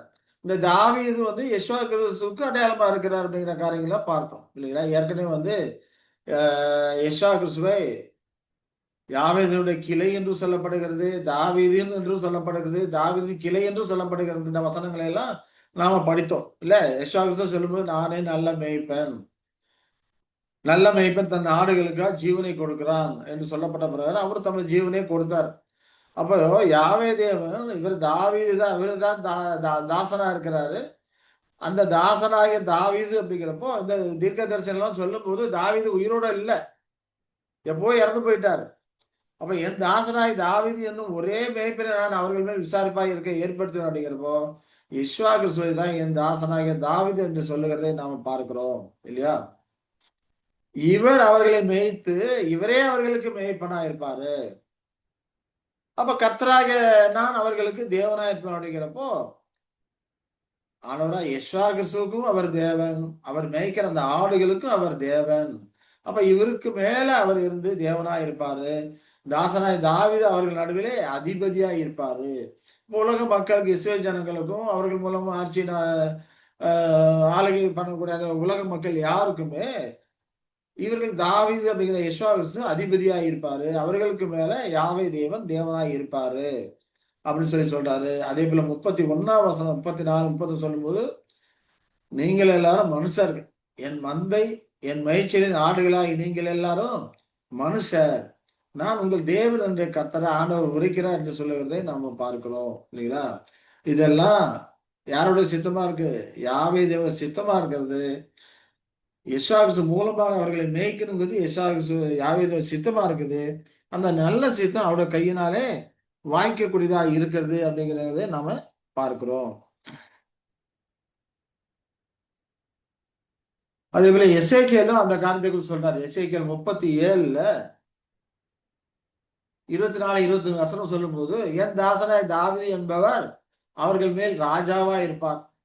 அவர்கள் எல்லாருக்கும் ஒரே மேய்ப்பன் இருப்பார். அப்ப ராஜாவாக இருக்கிறவர் தான் மேய்க்கிறாரு அப்படின்னு சொல்லி நம்ம பார்க்கிறோம். ராஜாவாக இருந்து எல்லாவற்றையும் மேய்க்கிறாரு. ஒரு மேய்ப்பனை போல மேய்க்கிறாரு. அப்புறம் எல்லாருக்கும் ஒரே மேய்ப்பனா இருப்பார் அப்படிங்கிறப்ப இஸ்ரவேல் ஜனங்களுக்கும் அவர் தான் மேய்ப்பன், பிரஜாதி ஜனங்களுக்கும் அவர் தான் மேய்ப்பன் அவர் இருக்கிறார். எல்லாருக்கும் ஒரே மேய்ப்பன். யெஷுவா மாம்சத்தில் இருக்கும்போது கூட இந்த தொழுவத்தில் இல்லாத ஆடுகள், இந்த தொழுவத்தில் அல்லாமல் வேற ஆடுகள் எனக்கு உண்டு, அவைகளையும் நான் கூட்டி சேர்க்க வேண்டும் சொல்றதை நாம படிச்சிருக்கிறோம். அப்போ பிரஜாதி மக்களும் அவர்களுடைய அவருடைய ஆடுகளா இருக்கக்கூடியவரா இருக்கிறாரு. எல்லாருக்கும் ஒரே மேய்ப்பர் இருப்பாரு. அவர்களை என் நியாயங்களில் நடந்து என் கட்டளை கை கொண்டு அவைகளின்படியே செய்து என் தாசனாய் யாக்கோப்புக்கு கொடுத்ததும் உங்கள் பிதாக்கு குடியிருந்த தேசத்திலே குடியிருப்பார்கள் என்று சொல்லுவதை பார்க்கிறோம். அவர்களும் அவர்கள் பிள்ளைகளும் அவருடைய பிள்ளைகளின் பிள்ளைகளும் அதிலே என்றென்றைக்கு குடியிருப்பார்கள். என் தாசனாகிய தாவீது என்பவர் என்றென்றைக்கு அவர்களுக்கு அதிபதியாய் இருப்பார். இப்ப இஸ்ரவேல் ஜனங்களை கூட்டி சேர்த்தாச்சு. எல்லாம் அவர்கள் தேசத்துல வர்றாங்க. இனி நான் அவர்கள் நாட்டுவன் இனி பிடுங்க மாட்டேன்னு சொல்லிட்டாரு. மற்ற தீர்க்க தரிசன வசனங்களை படிக்கிறோம் இல்லைங்களா? இப்ப நம்ம கண்ணு முன்னமா அதெல்லாம் நிறைவேறி இருக்கிறது. அவங்க தேசத்துக்கு குடியிருக்கிறாங்க. இந்த அவர்களும் அவர்கள் பிள்ளைகளும் அவர்கள் பிள்ளைகளின் பிள்ளைகளும் அதிலே என்றென்றைக்கு குடியிருப்பார்கள். நித்திய காலமா என்றென்றைக்கு குடியிருப்பார்னு சொல்லுகிறதை பார்க்கிறோம். தாவீது தான் என்றென்றைக்கு அவர்களுக்கு அதிபதியா இருப்பாரு. ஆனால் அவர்கள் இப்ப இருக்கிற காலகட்டத்துல இன்னும் அவர்கள் அறியல. தாவீது தங்களுக்கு மேய்ப்பரா இருக்கிறாரு, அவர் தான் கூட்டி சேர்த்திருக்கிறாரு அப்படிங்கிற காரியத்தை எல்லாம் அநேகர் அறியாதபடிக்கு இருக்கிறாங்க. எப்ப அறிந்து கொள்வாங்க? யாக்கோப்புக்கு வரக்கூடிய இக்கட்டு காலத்திலே அவர்கள் அறிந்து கொள்வார்கள்.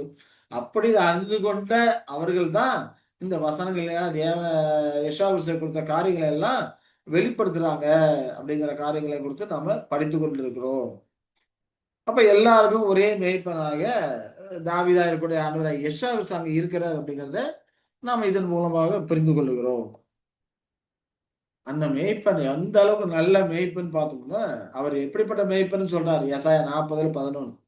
மேய்ப்பனை போல தமது மந்தையை மேய்ப்பார், ஆட்டுக்குட்டிகளை தமது புயத்தினாலே சேர்த்து தமது மடியிலே சுமந்து அப்படிங்கிறார். கரவலாடுகளை மெதுவாய் நடத்துவார். ஆட்டுக்குட்டிகளை தமது புயத்தினாலே தமது வல்லமையினாலே எல்லாத்தையும் சேர்க்கிறார். இஸ்ரவேலர்கள் புரஜாதி மக்களை எல்லாம் ஒன்றாக்குறார். எல்லாம் இஸ்ரவேல் ஜனங்களை அண்டிக் கொள்ளும் போது நாம் யாக்கோபின் தேவனத்துக்கு போவோம் வாருங்கள், அவர் தமது வழியை நமக்கு போதிப்பார், நாம் அவர் பாதையில் நடப்போம் என்று எல்லாரும் அந்த புது உடன்படிக்கைக்குள்ள வரும்போது எல்லாருமே இஸ்ரவேலர்களாக ஆயிடுறாங்க. அப்ப அப்படிப்பட்டவர்களை எல்லா ஆடுகளையும் ஒன்றாக தமது புயத்தினால் சேர்க்கிறார். இஸ்ரவேலர் பிரஜாதி மக்கள் எல்லாருமே ஒரே மந்தையாக தமது புயத்தினால் சேர்க்கிறாரு. அந்த ஆடுகளை தமது மடியிலே சுமக்கிறார் என்று சொல்லுவதை பார்ப்போம். அது மட்டும் இல்லாம கரவல் ஆடுகளை மெதுவாய் நடத்துவார் இல்லையா? நல்ல மேய்ப்பனுக்கு குணாம்சம் அதுதான். எல்லாத்தையும் ஒரு ஏடியா இது பண்ணாதபடிக்கு கரவல் ஆடுகளை மெதுவாய் நடத்துவாரு. அப்ப ஒவ்வொரு ஆடுகளுக்கும் தக்க விதமாக அவர்களுக்கு என்ன தேவையோ அதை கொடுத்து அவர்களை மெதுவாக நடத்துவார், அன்பாக அவர்களை நடத்தக்கூடியவராக இருப்பார் அப்படிங்கிறத நாம புரிந்து கொள்ளுகிறோம். அப்போ இதெல்லாம் தாவீது மரித்து நீண்ட காலத்துக்கு பிறகு எழுதப்பட்ட தீர்க்க தரிசனம் இல்லையா? இப்ப தேவனுக்கு பிரியமானவனாகி அவருடைய தாசன் அவரெல்லாம் அபிஷேகம் பண்ணப்பட்ட மேசியாவை தான் இங்க குறிக்கக்கூடியதா இருக்கிறது. நிச்சயமாக தாவீது அல்ல, அவர் மரித்ததுக்கு அப்புறம் எழுதப்பட்ட தீர்க்க தரிசனமா இருக்குது அப்படிங்கிறத பார்க்கிறோம். அப்ப தேவன் இஸ்ரவேலோடு நித்திய சமாதான உடன்படிக்கை செய்கிறார். அவர் நுகத்தின் கயிறுகளை எல்லாம் அறுக்கிறாரு அப்படிங்கிற காரியங்களை குறித்து நம்ம பார்க்கிறோம். எசேக்கியேல் 37ல 26ல இருந்து 28 வரைக்கும் படிக்கும்போது, நான் அவர்களோட சமாதான உடன்படிக்கை செய்வேன், அது அவர்களுக்கு நித்திய உடன்படிக்கையா இருக்கும். நான் அவர்களை நிலைப்படுத்தி அவர்களை வர்த்திக்க பண்ணி அவர்கள் நடுவே என் பரிசுத்த ஸ்தலத்தை என்றென்றைக்கு சாய்ப்பேன் அப்படிங்கிறார். எப்படி ஆதியிலே இஸ்ரவேல் ஜனங்களை எகிப்திலிருந்து மீட்டெடுத்து எகிப்தின் அடிமைத்தனத்தை மீட்டெடுத்து வழிநடத்தி கொண்டு வரும்போது எப்படி தேவனுடைய வாசஸ்தலம் அவர்கள் நடுவில் இருந்ததோ அதே போல இந்த யாக்கோபின் இக்கட்டு காலத்திலிருந்து வரும்போது, ஏன்னா அங்கே ஒரு உடன்படிக்கை பண்ணினாரு. எகிப்துல கூட்டிட்டு வரும்போதும் அங்க நியாயப்பிரமாண உடன்படிக்கை பண்ணி தான் கூட்டிட்டு வர்றாரு அப்படிங்கிறத பார்க்கணும். அந்த உடன்படிக்கையின் அம்சமாக தான் ஆட்டுக்குட்டியை தேர்ந்தெடுத்து அவங்களை அடிக்கிறாங்க, நிலைக்காலில தடுவுறாங்க அப்படிங்கிற காரியங்களை நம்ம ஏற்கனவே படிச்சிருக்கோம். அப்போ இங்க போனக்கூடிய அந்த உடன்படிக்கை புது உடன்படிக்கை. இதான் இதற்கு பின்பு வந்து புது உடன்படிக்கை அவர்களோடு பண்ணுவேன் என்ற சொல்லுகிறத நம்ம படிச்சிருக்கோம் இல்லையா? அப்ப இந்த சமாதான உடன்படிக்கை செய்யறாரு. இது அவர்களுக்கு நித்திய உடன்படிக்கையா இருக்கும். என்றென்றைக்கு கைக்கொள்ள உடன்படிக்கையான நித்திய உடன்படிக்கையா இருக்கும். நான் அவர்களை நிலைப்படுத்தி அவர்களை வர்த்திக்க பண்ணி அவர்கள் நடுவே என் பரிசுத்த ஸ்தலத்தை என்றென்றைக்கு பாவிப்பேன் அப்படிங்கிறப்போ, அப்ப இஸ்ரவேல் ஜனங்களை எகிப்திலிருந்து வழிநடத்தி கொண்டு வரும்போது எப்படி அவர்கள் மத்தியிலே அவர் வாசம் செய்தாரோ, அதே போல யாக்கோபு இக்கட்டு காலத்திலிருந்து அவர்களை விடுவிக்கும் போது அவர்கள் மத்தியில் அவர்கள் மூலமாக ராஜ்யம் ஸ்தாபிக்கப்படும் போது, அப்ப அவர்கள் மத்தியிலே அவர்கள் நடுவே என்ன பண்ண தேவன் வாசம் பண்ணக்கூடியவராய் இருப்பார். அவருடைய பரிசுத்த ஸ்தலம் அங்கே இருக்கும் என்று சொல்றதை பார்க்கிறோம்.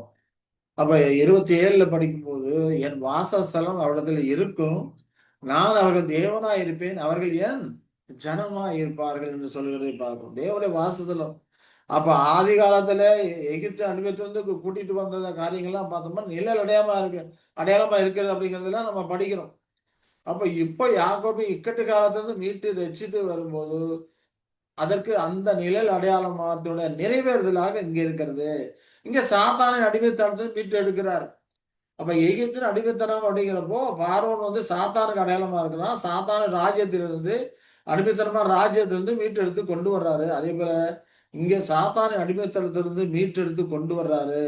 கொண்டு வரும்போது இவர்கள் மத்தியிலே தேவன் வாசமாய் இருப்பார். நான் அவர்கள் தேவனாய் இருப்பேன், அவர்கள் என் ஜனமாய் இருப்பார். அவருடைய வாசஸ்தலம் அவர்களிடத்தில் இருக்கும் என்று சொல்கிறதை நம்ம பார்க்கிறோம் இல்லைங்களா? இப்படி அவர்களுடைய வாசஸ்தலம் அவர்கள் மத்தியிலே இருக்கும்போது நான் இஸ்ரவேலை பரிசுத்தம் பண்ணுகிற கர்த்தர் என்று ஜாதிகள் அறிந்து கொள்வார்கள். அப்ப இஸ்ரேல் மத்தியிலே நடக்கிற அந்த காரியங்களை பார்க்கும்போது இஸ்ரேல் ஜனங்களை பரிசுத்தம் பண்ணுகிற கர்த்தர் யாவை தேவன் யெஷுவா மூலமா இந்த காரியங்களை செய்கிறார் அப்படிங்கிற காரியங்களை எல்லாம் ஒரு ஜாதிகள் எல்லா ஜாதிகளும் அறிந்து கொள்ளக்கூடியவர்களாக இருக்கிறாங்க. அப்படி அறிந்து கொண்டவர்கள் தான் நாம் யாக்கோபு தேவனுடைய ஆலயத்துக்கு போவோம் வாருங்கன்னு சொல்லி ஒருவரோடு சொல்லிக்கொண்டு அவர்களோட இசை இணக்கமாக வரக்கூடியவர்களாக இருக்கிறாங்க. இதெல்லாம் எதுக்காக படிக்கிறோம்? கர்த்தருக்கு சித்தமானது அவர் கையினால் வாய்க்கும். அதுக்காக தான் இதை படிக்கிறோம். இதெல்லாம் கர்த்தருக்கு சித்தமா இருக்குது. அதெல்லாம் யெஷுவா கையினாலே வாய்க்கக்கூடியதா இருக்கிறது அப்படின்னு சொல்லி நம்ம பார்க்கிறோம்.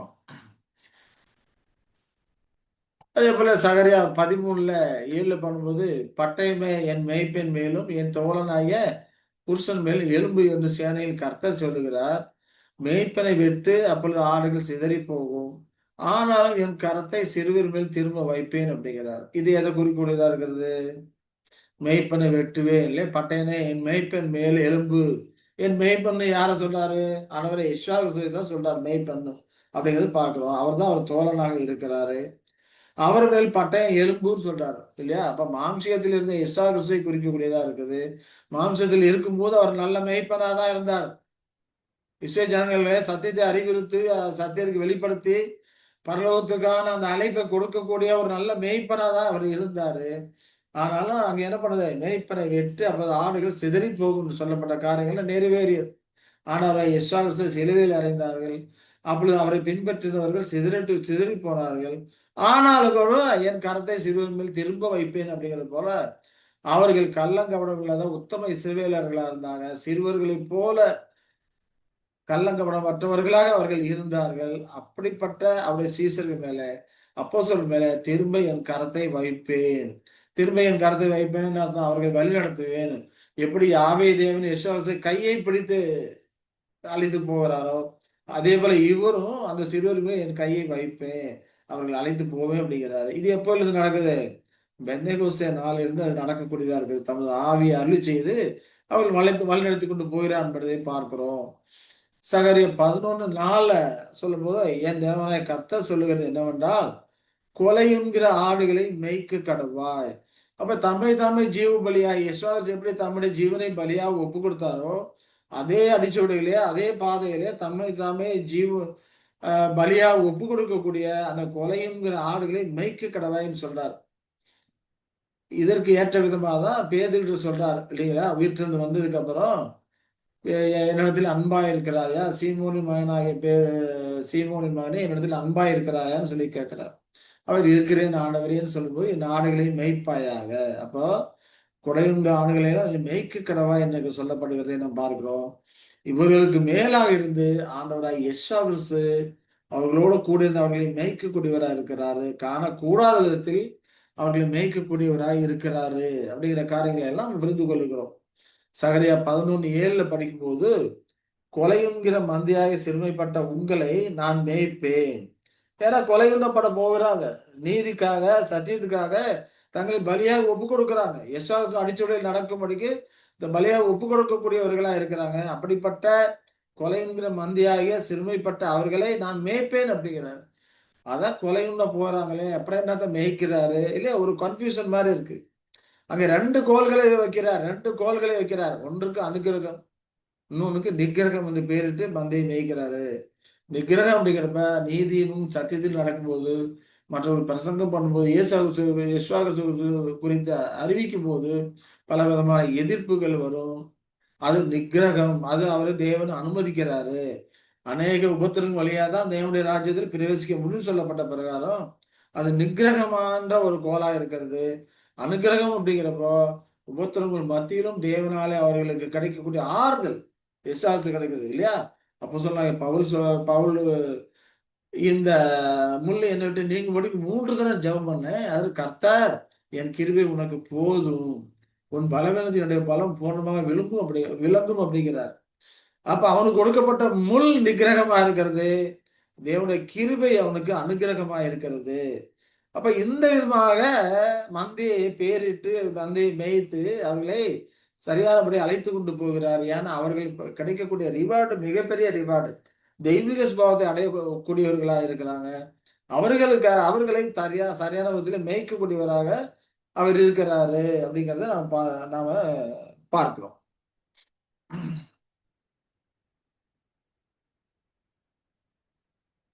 மீக 5:4 அதை குறித்து சொல்லும்போது அவன் நின்று கொண்டு கர்த்தருடைய பலத்தோடும் தம்முடைய தேவனாய கர்த்தருடைய நாமத்தின் மகத்துவத்தோடும் மேய்ப்பார்.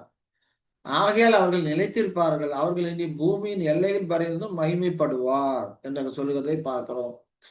அப்போ யாவை தேவன் அவர் கொடுத்திருக்கிற அந்த பலத்தோடு இல்லையா, கர்த்தருடைய நாமத்தின் மகத்துவத்தோடு தான் மேய்க்கக்கூடியவரா இருக்கிறாரு. அவருடைய மேய்ப்ப அந்த ஆடுகள் எல்லாம் நிலைத்திருக்கும் அப்படின்னு சொல்றாரு. அவர்கள் நிலைத்திருப்பாங்க, இனி பூமியில எல்லையில் பறைந்தும் மகிமைப்படுவார். இனி அவர்களை சிதறடிக்க மாட்டார்.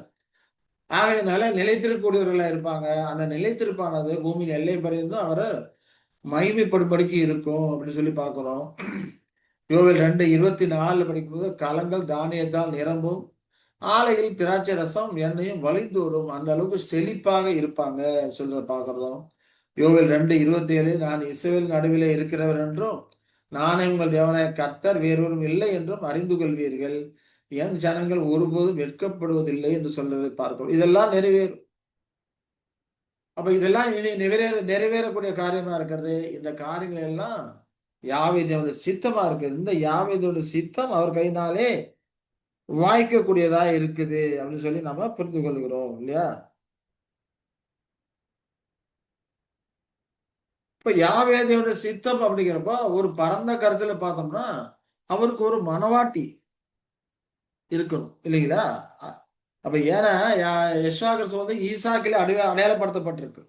இப்ப ஈசாக்கு அடையாளப்படுத்தப்பட்ட போது ஒரே பேரான குமாரனாக உயர்த்தப்பட்ட பரத்துக்குரிய மேசியாவிற்கு ஒரு மனவாட்டி இருக்க வேண்டும். அது இந்த பரிசுத்தவான்கள் தான் மனவாட்டி வகுப்பாராக இருக்கிறாங்க அப்படிங்கிற காரியங்களை நம்ம ஏற்கனவே படிச்சிருக்கிறோம். இவர்கள் ஆண்டவராக யெஷுவா கிறிஸ்துவோடு கூட ஆளுகை பண்ணக்கூடியவர்களாக அவரோடு கூட பரிசுத்த ஆசாரிய கூட்டமாக இருக்கிறாங்க. மனுமக்களை மீட்டெடுக்கக்கூடிய இரட்சகர்களாக போதகர்களாக அவர்கள் இருக்கிறாங்க. அது மட்டும் இல்லாம அதுவும் தேவனுடைய சித்தமா இருக்குது, அதுவும் அவர் கையினால வாய்க்கக்கூடியதா இருக்கிறது. அது மட்டும் இல்லாம அவருடைய மனவாட்டிக்கு தோழிகளாக இருக்கிறாங்க, ஒரு திரள் கூட்ட வகுப்பார் இருக்கிறாங்க. அவர்களும் இறுதியிலே தங்களை வெற்றி வாகை சூடக்கூடியவர்களாக இருக்கிறாங்க. ஆனாலும் சிறுமதி ஒரு அடுத்த நிலையிலே மணவாட்டிக்கு தோழிகளா இருக்கக்கூடியவர்களா இருக்கிறாங்க. இப்படி அவர்களையும் கூட்டி சேர்க்க வேண்டும் என்பது யாருடைய சித்தமா இருக்கு? யாவேதுடைய சித்தமா இருக்கிறது. இது எல்லாமே கிறிஸ்துவின் கையினால் வாய்க்கக்கூடியதா இருக்கிறது. இவர்கள் தேவனுடைய ராஜ்யத்திலே வானத்தின் நட்சத்திரங்களாக ஜொலிக்கக்கூடியவர்களாக இருக்கிறாங்க. அது மட்டும் இல்லாமல் மேசியாவுக்கு இந்த பரத்துக்கான தொழுவத்தில இல்லாத மற்ற ஆடுகளும் இருக்குது. இதெல்லாம் பரலோகத்துக்குரிய ராஜ்யமா இருக்கிறது. காணக்கூடாத ஒரு ராஜ்யத்தில் இருக்கக்கூடியவர்களா அவர்கள் இருக்கிறாங்க. மற்ற ஆடுகளும் இருக்குது. அவைகளையும் அவர் கூட்டி சேர்க்க வேண்டும். அது பூமிக்குரிய வகுப்பாராக இருக்கிறாங்க. அப்ப பூமிக்குரிய ஆபிரகாம் வித்தின் பூமியின் தூளாக இருக்கிறாங்க. ஆபிரகாமுக்கு வாக்குத்தத்தம் பண்ணும்போது உன் சந்ததி வானத்து நட்சத்திரங்களைப் போல கடற்கரை மணலை போல பெருக பண்ணுவேன் அப்படிங்கிறாரு. அப்ப சிறுமுந்தை வகுப்பாரும் திரள் கூட்டத்தாரும் வானத்தின் நட்சத்திரங்களாக இருக்கிறாங்க. அப்ப கடற்கரை மணலை போல ஆட்கள் இருக்கணும் இல்லையா? அப்ப பூமியின் தூளாக கடற்கரை மணலை போல சித்தரிக்கப்பட்டிருக்கிற ரட்சிக்கப்படக்கூடிய முழு மனுக்களும் இருக்கக்கூடியதா அடங்கி இருக்கக்கூடியதா இருக்கிறது. அப்ப அவர்களும் நிச்சயவனை பெற்றுக்கொள்வாங்க. ஆனா பரலோகத்துல இல்ல, பூமியிலே பெற்றுக்கொள்ளக்கூடியவர்களா இருக்கிறாங்க. அது புதிய பூமி என்று நம்ம படிக்கிறோம். புதிய பூமி அவர் உருவாக்குற அப்படிங்கிறப்போ நாம இருக்கிற குடியிருக்க அந்த எர்த்தை புதுசா உருவாக்குறது இல்ல. இந்த எர்த்தை ஜனங்களுக்குரிய ஆசீர்வாதமாக மாற்றி அமைக்கக்கூடியவரா இருக்கிறாரு. கிறிஸ்துவ மனவாட்டி வகுப்பாரும் ஆளுகை பண்ணக்கூடியவர்களா இருக்கிறாங்க. அப்ப புதிய பூமியில மனிதர் மத்தியில் இருக்கக்கூடிய இந்த புதிய சமூக ஒழுங்கமைப்புல நீதி வாசமா இருக்கக்கூடியதா இருக்கும். இப்ப இருக்கிற மாதிரி சமூக ஒழுங்கமைப்புல சுத்தமாக எடுக்கப்பட்டு போகும். ஏன்னா இப்ப இருக்கிற காரியங்கள் அடித்து நொறுக்கப்படுகிறது அப்படின்னு சொல்லி நாம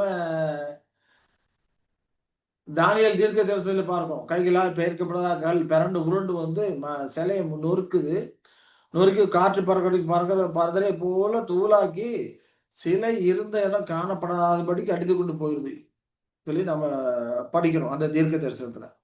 அதே போல இப்ப இருக்கிற அந்த அமைப்புகள், இப்ப இருக்கக்கூடிய அரசாங்கம், இது எல்லாமே சுத்திலுமா வாஷ் அவுட் ஆயிடும். அப்ப கிறிஸ்துவ மூலம் வரக்கூடிய புதிய அமைப்புகள் தான் அங்க இருக்கக்கூடியதா இருக்கும். அந்த அந்த புதிய ஒழுங்கமைப்புல நீதி வாசமா இருக்கக்கூடியதா இருக்கும். அது என்றென்றும் நிலைத்துக்க கூடியதா இருக்கும் என்று தீர்க்க தரிசனத்திலே நாம பார்க்கிறோம் இல்லையா? எசாயா 60:21 படிக்கும்போது, உன் ஜனங்கள் யாவரும் நீதிமான்களும் என்றைக்கும் பூமியை சுதந்தரிக்கும் குடிகளும் நான் நட்ட கிளைகளும் நான் மகிமைப்படும்படி என் கரங்களின் கிரிகளுமா இருப்பாங்க. ஜனங்கள் நீதிமான்களா இருப்பாங்க சரிங்களா? அப்ப யெசுவா கிறிஸ்து தேவனுடைய சித்தம் ஜனங்கள் எல்லாரும் பாவத்தை எல்லாம் போக்கி நீதிமான்கள் ஆக்கணும், நீதியை கற்றுக்கொள்ளணும், என்றைக்கு அவங்க பூமியை சுதந்திரிக்கக்கூடிய குடிகளா இருக்கணும், இவர்கள் எல்லாரும் அவர் நட்ட கிளைகளா இருக்கணும். இதெல்லாம் நடக்கும்போது தேவனுடைய நாமம் மகிமைப்படும் இல்லையா? ஏன்னா இவர்கள் எல்லாமே சிருஷ்டித்தது அவர். தேவனுடைய நாமம் மகிமைப்படும்படிக்கு இந்த காரியங்கள்லாம் நடக்க வேண்டும் என்பது தேவனுடைய சித்தமா இருக்கிறது. அவர் கிறிஸ்துவின் கையினால் அது வாய்க்கும்.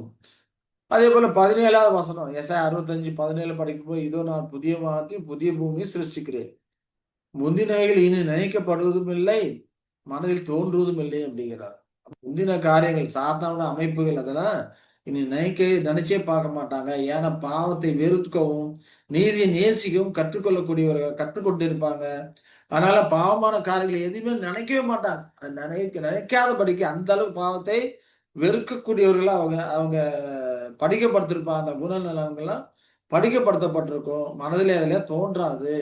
பழைய அமைப்புகள் எதுவுமே இருக்காது. எல்லாமே புதுசாயிரும். புதிய வானம் புதிய பூமி அப்படிங்கிறப்போ கிறிஸ்துவ மனப்பாட்டி அடங்கிய அந்த ஆளுகை புதிய வானமாக இருக்கும். அவை பூமியிலே காணக்கூடிய வகுப்பாரா இருக்கக்கூடிய அந்த ஒரு ஆளுகை வந்து புதிய பூமியா இருக்கும். இப்படிதான் நான் சிருஷ்டிக்கிறேன், பழசெல்லாம் முற்றிலுமாக ஒளிந்து போகும் சொல்றதை நம்ம பார்க்கிறோம். அதே போல எசாயா 65:18-19 படிச்சோம்னா, நான் சிருஷ்டிக்கிறதுனாலே நீங்கள் என்றென்றைக்கு மகிழ்ந்து களி கூர்ந்திருங்கள், இதோ எருசலேமை களி கூறுதலாக அதன் ஜனத்தை மகிழ்ச்சியாக சிருஷ்டிக்கிறேன். இப்ப புதிய பூமி சிருஷ்டிக்கும் போது அங்க எல்லாத்துக்கும் ஒரு களி கூறுதல் சந்தோஷமா இருக்கும். எல்லாம் மகிழ்ந்து களி கூர்ந்தீர்கள் அப்படிங்கிறார். எருசலேமை களி கூறுதலாக அதன் ஜனத்தை மகிழ்ச்சியாக சிருஷ்டிக்கிறேன் அப்படிங்கிறார். எல்லாருமே எருசலேமை நாடி ஓடும் போது, எல்லாருமே அந்த ராஜ்யத்தை ஏற்றுக்கொள்ளும் போது, எல்லாருமே ஒரே ராஜ்யம், எல்லாம் ஒரே மந்தை இல்லையா? இப்போ இந்தியாவுக்கு ஒரு அரசாங்கம், சீனாவுக்கு ஒரு அரசாங்கம், ஜப்பானுக்கு ஒரு அரசாங்கம், இப்படி மாறி மாறி இருக்கு. ஆனா அந்த காலகட்டத்திலே ஒரே அரசாங்கம், ஒரே ஆளுகை தான். எல்லா தேசங்களும் அதற்கு கீழ்ப்படிந்து இருக்கக்கூடியவர்களா இருப்பாங்க. அப்ப எல்லாருமே எருசலேம் களி கூறுதுன்னா எருசலேம் கீழே இருக்கக்கூடிய எல்லா நாடுகளுமே களி கூறுவதா இருக்கும். அதுக்காக தான் அவர் சிருஷ்டிக்கிறார். அவர் சிருஷ்டிக்கக்கூடிய நோக்கம் என்ன? என்றென்றைக்கு மகிழ்ந்து களி கூர்ந்திருக்கணும். சொற்ப காலத்துக்கு அல்ல. இப்ப நமக்கு ஒரு சில காரியங்கள் கிடைக்கும் போது, சில சலுகைகள் கிடைக்கும் போது மகிழ்ச்சியா இருக்கும், சந்தோஷமா இருக்கும். அது அந்த நேரத்தோட சரி. ஆனால் தேவன் நமக்கு சிருஷ்டிக்கக்கூடிய கொடுக்கக்கூடிய காரியங்கள் எல்லாமே நித்திய காலத்துக்குமான களி கூறுதலும் சந்தோஷமா இருக்கக்கூடிய காரியமா இருக்குது. அதற்கு ஆரம்பமாக எருசலேம் தான். எருசலேமை களி கூறுதலாக அதன் ஜனத்தை மகிழ்ச்சியாகவும் சிருஷ்டிக்கிறேன் அப்படிங்கிறாரு. அங்கிலிருந்து தான் மற்ற காரியங்கள் எல்லாமே பரவக்கூடியதா இருக்கிறது. ஏன்னா கைகளால் பெயர்க்கப்படாத கல் நொறுக்கினதுக்கு அப்புறம் தானும் வளர்ந்து பெரிய பர்வதமாகி பூமி எல்லாம் நிரப்பிட்டு அப்படிங்கிறப்போ அங்க இருக்கிற அந்த மகிழ்ச்சி பூமி முழுக்க அப்படியே பரவக்கூடியதா இருக்கும். நான் எருசலேமின் மேல் களி கூர்ந்து என் ஜனத்தின் மேல் மகிழ்ச்சியா இருப்பேன். அழுகின் சத்தம் கூக்குரின் சத்தம் அதில் இனி கேட்கப்படுவதில்லை. யாக்கோபு இக்கட்டு காலத்திலே அவருடைய புலம்பல் பெரிதா இருக்கும்னு படிக்கிறோம் இல்லைங்களா? அப்ப இந்த அழுகின் சத்தம் கூக்குரின் சத்தம் இனி கேட்காது. ஆண்டவராய் யெஷயா கிறிஸ்துவும் பிதாவாகிய தேவனும் எருசலேம் மேல் களி கூர்ந்து இருக்கக்கூடியவர்களா இருப்பாங்க. ஏன்னா அவங்க ஜனத்தின் மேல் மகிழ்ச்சியா இருக்கக்கூடியவர்களா இருப்பாங்க. ஏன்னா எல்லாமே நித்திய ஜீவனை பெற்று இருப்பாங்க. சாத்தான் எல்லாமே சொற்ப காலத்தில் அழிக்கப்பட்டு போனதுக்கு அப்புறம் பார்க்கும்போது எல்லாருமே மகிழ்ச்சியும் சந்தோஷமும் களி கூறுதலா இருப்பாங்க. இதுதான் யாவே தேவன் எதிர்பார்த்து அவங்க சித்தமா இருக்குது. இது எல்லாம் என்ன பண்ணும்? நிறைவேறும் இல்லையா? கர்த்தர் சித்தமானது அவர் கையினால் வாய்க்கும் என்று சொல்லுகிறதை பார்க்கிறோம். அந்த காலங்களை குறித்துலாம் ஏசாயா 65:25 படிக்கும்போது ஓனாயும் ஆட்டுக்குட்டியும் ஒருமித்து மேயும், சிங்கம் ஆட்டை போல வைக்கோலை தின்னும், புழுதி சர்ப்பத்துக்கு இரையாகும், என் பரிசுத்த பர்வதமெங்கும் அவைகள் தீங்கு செய்வதும் இல்லை, கேடு உண்டாக்குவதும் இல்லை என்று கர்த்தர் சொல்லுகிறாரு. இதெல்லாம் யாவே தேவனுடைய சித்தமா இருக்கு. சொல்லுங்க. இப்போ இதுக்கு முன்னாடி வசனம் வச்சீங்கல்ல, அது அது கொஞ்சம் வைங்களேன். இது நான் புதிய வானத்தை புதிய பூமி சிருஷ்டிக்கிறேன்றது வந்து 8ஆம் நாள்ல குறிக்குதா பிரதர்? இல்ல, 7ஆம் நாள்லயே புதிய வானம் வந்துருது இல்லையா? 7ஆம் நாள் ஆளுகை நடத்துறது யாரு? புதிய வானங்கிறது யாரு? கிறிஸ்துவும் மனவாட்டியை ஒப்பாரும் இல்லைங்களா? 7ஆம் நாள் மில்லினியல் ஆட்சியிலேருந்தே ஆரம்பிக்குது. அவர்கள் தான் புதிய பூமியை உருவாக்குறாங்க. முதல்ல புதிய வானம் உருவாகுது. கண்ணால் காணக்கூடாத ஆட்சியாளர்கள் இல்லைங்களா? அவர்கள் தான் இந்த பூமியில அந்த கைகளால் பெயர்க்கப்படாத அந்த கல் கிறிஸ்துவும் மனவாட்டியை ஒப்பாரும். அது வந்துதான் மகாபோத்தத்தை அடிச்சு பூமியை நொறுக்குது ராஜாக்களின் நாட்களில்.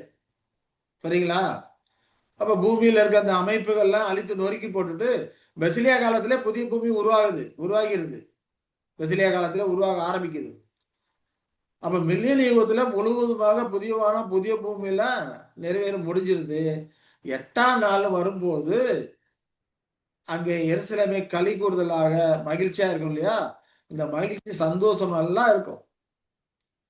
அந்த இங்க ஒரு நிமிஷம் பிரதர், முந்தினவைகள் இங்கு நினைக்கப்படுவதில்லை, மனதிலே தோன்றப்படுவதும் இல்லை சொல்லணும்.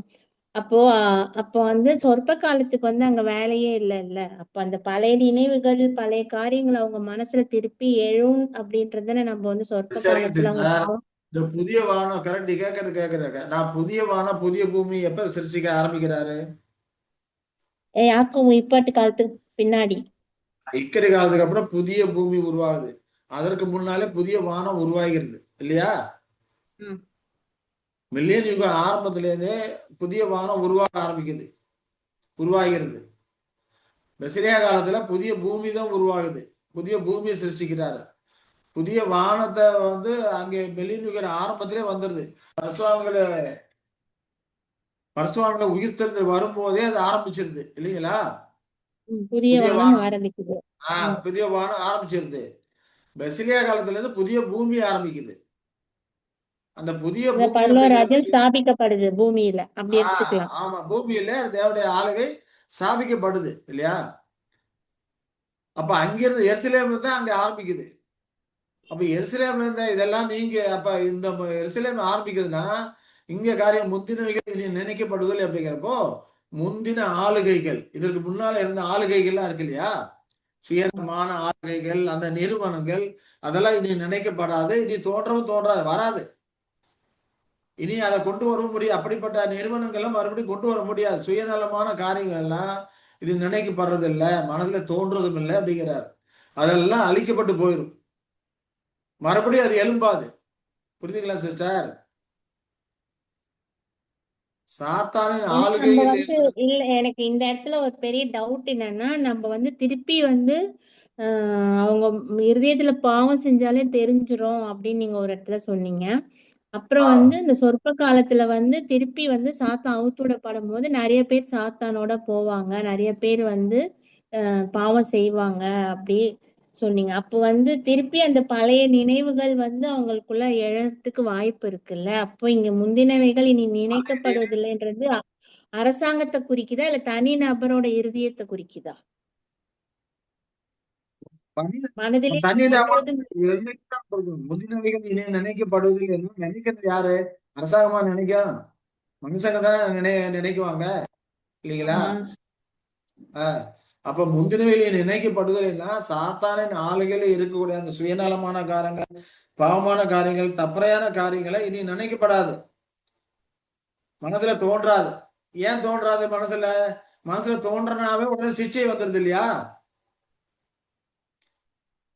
முந்தின காரியங்களை எல்லாம் மனதுல தோன்றினாவே சிச்சை வந்துடுது. அப்ப அதை வெறுக்க ஆரம்பிச்சிருவாங்க. இனி அதை வந்து மனசுல நினைக்க கூடாது அப்படிங்கிற லெவலுக்கு அவங்கள வந்து நீதியை கற்றுக்கொள்ள ஆரம்பிச்சிருவாங்க. அப்ப அதெல்லாம் நினைக்காம போயிடும். எல்லாத்தையும் போட்டு நீங்க குழப்பிக்கிறீங்க. அதனாலதான் உங்களுக்கு இந்த காரியங்கள் வந்து கன்ஃபியூஷனா இருக்கு.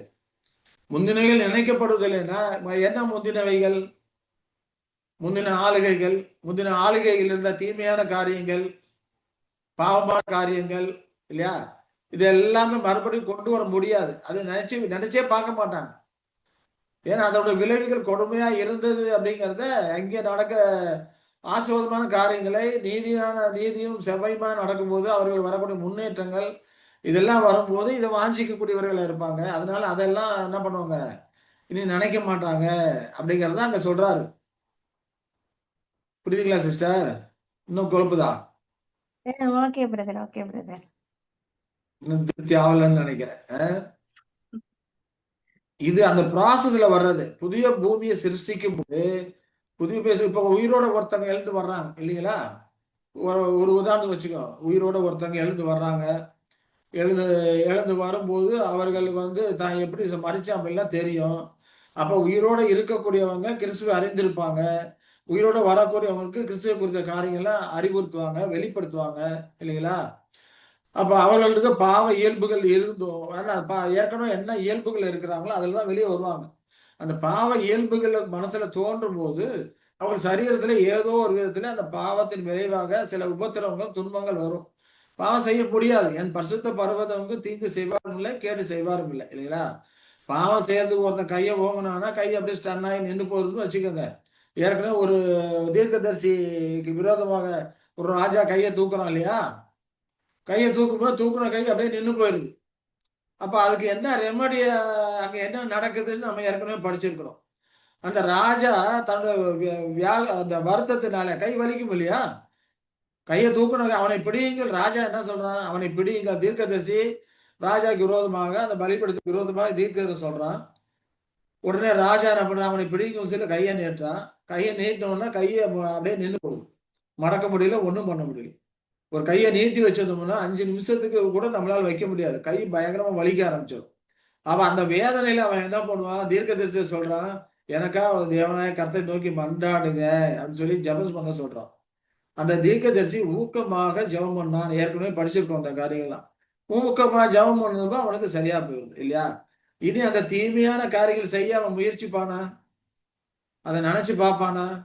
அந்த வலி வேதனை இருக்கும் இல்லையா? அப்ப தீமையான காரியங்களை வெறுக்க ஆரம்பிப்பான். அதே போல நன்மையான காரியங்களை, அன்பான காரியங்களை செய்யும் போது அவர்களுக்கு ஆசீர்வாதங்கள் அதிகமா வரும். பூரணத்தை நோக்கி முன்னேறுவாங்க. அப்ப இந்த விதத்துல பாவத்தை வெறுப்பதற்கும் நீதியை நேசிப்பதற்கும் அவர்கள் கற்றுக் கொடுக்கிறாங்க இல்லைங்களா? அப்படியே படிப்படியா அந்த இயல்பு மாறி போய் அந்த முந்தினவைகளை இனி நினைக்குவாங்க. அதுதான் சொல்றாரு இங்க, முந்தினவைகள் இனி நினைக்கப்படுவதில்லை, அப்படிங்கிறப்ப முந்தைய பாவ நினைவுகளை எல்லாம் இனி நினைக்காதபடிக்கு அது அப்படி படிப்படியாக முன்னேற்றம் அடைந்து போய்க்கொண்டே இருப்பாங்க. இனி அந்த பழைய நினைவுகள்லாம் தோன்றாது. ஏன்னா அவர்களுக்கு பண்ணக்கூடிய அந்த சிக்ஷை எதுக்கு கொடுக்குறாரு? திருத்துறதுக்கு தான். அவர்கள் மனதில் இருக்கக்கூடிய பழைய நினைவுகள், பழைய பாவ இயல்புகள் இதெல்லாமே அதை எடுத்து போடக்கூடியதா இருக்கும். மில்லியன் யுக இறுதியிலே வரும்போது என்ன பண்ண மாட்டாங்க, அதெல்லாம் நினைக்காதபடிக்கு, மனதிலே தோன்றாதபடிக்கு பாவத்தின் மேலான, தீமையான காரியங்கள் மேலான ஒரு வெறுப்பு வந்துடும்.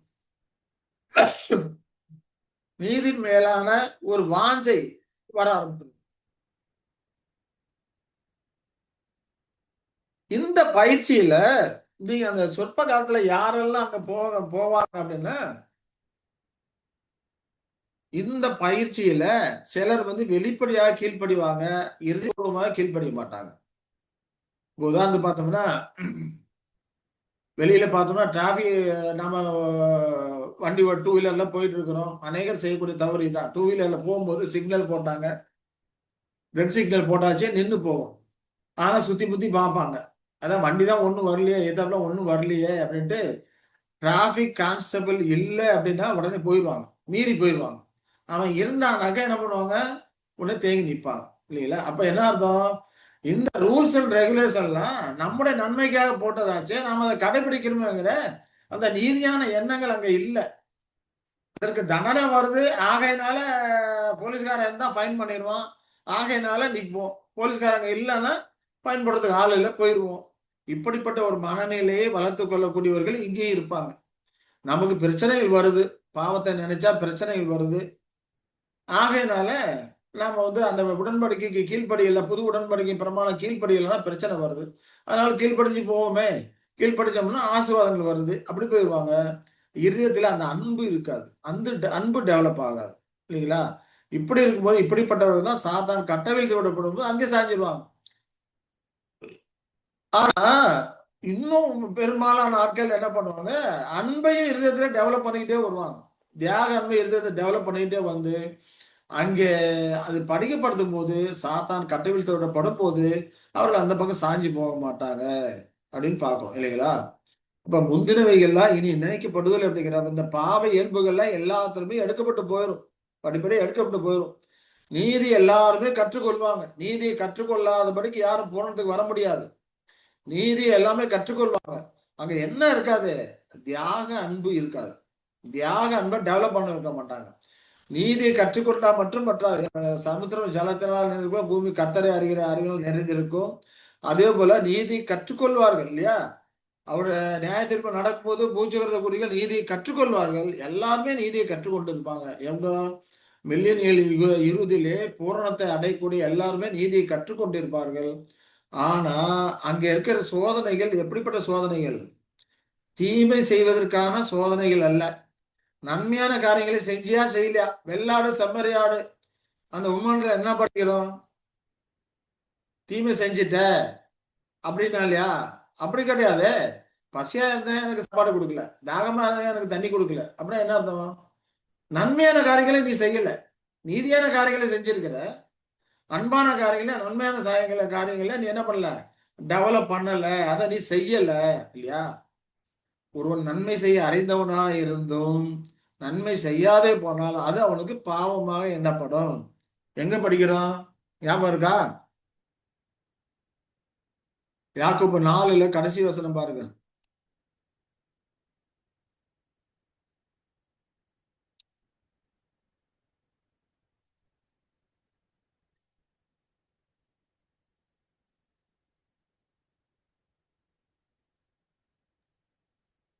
யாக்கோபு 4:17 படிங்க. 17. ஆதலால் ஒருவன் நன்மை செய்ய அறிந்தவனாய் இருந்தும் அதை செய்யாமற் போனால் அது அவனுக்கு பாவமாய் இருக்கும். நன்மை செய்ய அவனுக்கு தெரியும், ஆனா அதை செய்யல, அதுதான் அவனுக்கு பாவம். இதுதான் வெள்ளாடு செம்மறியாடு பிரிக்கும் போது அவங்க செய்யற பாவம் என்ன? தீமை செய்யறது கிடையாது இல்லைங்களா? பசியா இருந்தேன் எனக்கு கொடுக்கல, தாகமா இருந்தேன் எனக்கு கொடுக்கல, வியாதியா இருந்தேன் எனக்கு பார்க்கல, அதானே சொல்றாரு. அதானே அங்க அப்ப நன்மை செய்ய தெரிஞ்சும் செய்யலைன்னா அது பாவமா எண்ணப்பட்டு அதுலதான் மறிச்சு போறாங்க, 2ஆம் மரணத்துக்கு போறாங்க, சாத்தான் பக்கம் சாய்ந்து கூடியவர்களா இருக்கிறாங்க அப்படிங்கறத நாம புரிந்து கொள்கிறோம். புரியுதுங்களா சிஸ்டர்? ஆமா, தீமையான காரியங்கள் இனி நினைக்கப்படுவதில்லை. முந்தினவைகள் இனி நினைக்கப்படுவதில்லை. முந்தின பாவ இயல்புகள் அந்த காரியங்கள்லாம் இனி நினைக்கப்படுவதில்லை, மனதிலே தோன்றுவதும் இல்லை. அது படிப்படியாக எல்லார் மனதிலும் எடுக்கப்பட்டு போய்விடும். ஆனாலும் நன்மையான காரியங்கள் செய்யணும்னா அதுல ஒரு களி கூறுதல் இருக்கணும், அன்பு இருக்கணும். அன்புனா நம்ம என்னன்னு படிக்கிறோம்? அன்புனா என்ன? குட்வில் இல்லையா? நன்மையான காரியங்கள் செய்யறதுல களி கூறுதல், அதுதான் அன்பு. அந்த அன்பை அவங்க டெவலப் பண்ணல. அதுதான் அவங்க செய்தது, அதுதான் அவர்களுக்கு பாவமா இருக்க வழிய தீமை செய்து பாவம் கிடையாது. முந்தினவைகள் இனி நினைக்கப்படுவதில்லை, மனதிலே தோன்றவில்லை. அப்படிங்கிறப்போ யாரும் யாருக்கும் தீமை செய்யறத நினைக்க முடியாது. அந்த அளவுக்கு மாறி போகும், மனதிலே தோன்றது மாறி போகும். ஆனா நன்மை செய்யாம அவங்க இருப்பாங்க. நன்மை செய்யறதும் செய்யாமல் இருப்பதும் அவரவர்கள் சுயாதீனம் இல்லைங்களா? அப்ப அங்க அந்த சுயாதீனம் தான் பரிச்சையா வரும். அங்கேயும் சுயாதீனமாக தேவன் கொடுத்த ஆசீர்வாதங்களை மற்றவர்களும் பகிர்ந்து கொள்ளணும் அப்படிங்கிற எண்ணம் இருக்கணும். அந்த அன்பு இருந்தாதான் அது வரும். நாம் பெற்ற இவ்வளவு சத்தியக்காரங்களை அறிந்திருக்கிறோமோ, உணர்ந்திருக்கிறோமே, அப்ப மற்றவங்களை எடுத்து சொல்லணும். அன்பு இருந்தாதான் அதை சொல்லணும். சத்தியத்தை அன்பினால் கை கொள்ளணும்னு அப்போஸ்தலன் பவுல் சொல்றாரு இல்லையா? அன்பினால் கை கொள்ளலைன்னா கொடிய வஞ்சகத்துக்கு ஆட்பட்டு போயிடுவாங்கன்னு சொல்றோம், படிக்கிறோம். அப்ப அங்கே அந்த அன்பை டெவலப் பண்ணாதனால சாத்தான் வந்து அவங்க ஏமாற்றுறதுக்கு ஏதுவாக சாத்தான் வஞ்சகத்துக்கு மறுபடியும் ஆட்பட்டு போயிடுவாங்க. ஆட்பட்டு போனாலும் கூட மற்றவங்க தீங்கு செய்ய முடியாது, பரிசுத்த பருவம் தீங்கு செய்ய முடியாது. ஆனா அந்த காலத்துல இந்த நன்மையான காரியங்களை செய்யாம இருக்கிறதுனால அவர்கள் அது பாவமா கருதப்பட்டு இருக்கிறது அப்படின்னு சொல்லி நம்ம பார்க்கிறோம். இப்ப புரியுதுங்களா சிஸ்டர் இது? இப்ப புரியுதுங்க பிரதர். Okay brother. ரைட்டு. அங்க வந்து அப்ப பரிசுத்த பர்வதம் எங்கும் தீங்கு செய்வாரும் இல்லை, கேடு செய்வாரும் இல்லை. அப்படிங்கிறப்போ அங்கேயும் தீங்கு செய்ய முடியாது அப்படிங்கிறதா தான் நம்ம புரிந்து கொள்கிறோம். நன்மை செய்யாம இருக்கிற அன்பான காரியம் டெவலப் பண்ணாம இருக்கிறதே அது பாவமான ஒரு காரியமா இருக்குது. அப்போ கொடிய வஞ்சகத்திலே ஆட்பட்டு போயிடுவாங்கன்னு அப்போஸ்தலன் பவுல் சத்தியத்தை அன்பினால் கை கொள்ளணும், அன்பினால் கை கொள்ளலன்னா வஞ்சகத்தை ஆட்பட்டு போயிடுவாங்க. வஞ்சிக்கிறவன் யாரு? பிசாசு. ஆமா, பிசாசு கட்டை வீழ்த்தி விடும் போது கட்டா வீழ்த்தி விடும் போது அவனும் வஞ்சிக்கிறதுக்காக முற்படுவான். அப்ப இப்படிப்பட்டவர்கள் அன்பை டெவலப் பண்ணாதவங்க அந்த வஞ்சனையில விழுந்து போகக்கூடியவர்களா இருப்பாங்க. அதுல அவங்க 2ஆம் மரணத்திலே அழிக்கப்பட்டு போயிடுவாங்க. அப்போ யார் யாரெல்லாம் அன்பை டெவலப் பண்ணி இருக்கிறாங்களோ அவர்களுக்கு எப்படி இருக்குது? களி கூறக்கூடியவர்களா இருக்கிறாங்க. அன்புங்கிறது களி கூறுதல் தானே சிஸ்டர், இல்லைங்களா? அதான் சொல்ற, நான் சிருஷ்டிக்கிறதுனாலே நீங்கள் என்றென்றைக்கு மகிழ்ந்து களி கூர்ந்துங்கள். அன்பு இல்லையா? மற்றவர்களுக்கு நன்மை செய்ய விருப்பம், அதுலதான் ஒரு டிலைட் அங்க இருக்கிறது. இப்ப எருசலேமை களி கூறுதலாக அதன் ஜனத்தை மகிழ்ச்சியா சிருஷ்டிக்கிறேன் அப்படிங்கிறப்போ அந்த அன்பை டெவலப் பண்ணும்போது அங்கிருந்தே அந்த மகிழ்ச்சி சந்தோஷம் வரக்கூடியதா இருக்கிறது. அப்போ சொற்ப காலத்துல வரும்போது யார் யார் அன்பை டெவலப் பண்றீங்களோ அவங்களும் இல்லாம போயிடுவாங்க. அதுக்கப்புறம் இருக்கக்கூடிய எல்லாமே நித்திய காலமான அந்த மகிழ்ச்சி சந்தோஷமாக இருக்கக்கூடியவர்களா இருப்பார்கள் அப்படிங்கிறத நாம இந்த காரியங்கள் மூலம் புரிந்து கொள்கிறோம், இல்லைங்களா? சரி. Okay brother. அந்த அன்புன்றது மெயினா இருக்கணும், அதுதான் அங்க முக்கியம். மெயினா இருக்கும். வெறும் நீதி மட்டும் செஞ்சா கூடாது. அன்பு நீதிக்கு நீதிங்கிறது கடமை, இல்லைங்களா? நீதிங்கிறது கடமை. கடமை மீறுவதற்கு யாருக்கும் எந்த ஒரு ரைட்ஸும் கிடையாது. அவங்கவங்க அவங்க கடமையை செவ்வனே செய்யணும், இல்லைங்களா? ஆனா தேவனை எதிர்பார்க்கறது நீதி மட்டும் இல்ல, நீதிக்கு மேல அன்பு. அன்பு வரணும். தேவன் நமக்கு தம்மது ஒரே பேரான குமார் நமக்காக கொடுத்திருக்கிறாருன்னா அதோடைய மோட்டிவ் என்ன? அன்பு. அன்பின் தூண்டுதல், இல்லையா? அது தேவ சாயலா இருக்கிறது. இப்ப நீதிக்கு மேல அன்பு வலிந்தோட கூடதா இருக்கிறதுன்னு சொல்லி நம்ம மற்ற வேத பாடங்கள்லாம் நம்ம படிச்சிருக்கிறோம். இப்ப அந்த அன்பை டெவலப் பண்ணணும். அதனாலதான் யோவான் சொல்லும்போது ஒருவன் தன் சகோதரனுக்காக தன்னை ஜீவனை கொடுப்பதிலும் சிறந்த அன்பு வேற எதுவுமே இல்லை அப்படிங்கிறார், இல்லைங்களா? அந்த அளவுக்கு அன்பை டெவலப் பண்ணியிருக்கணும் எல்லாருமே. அப்போ சரி, மணி ஆச்சா?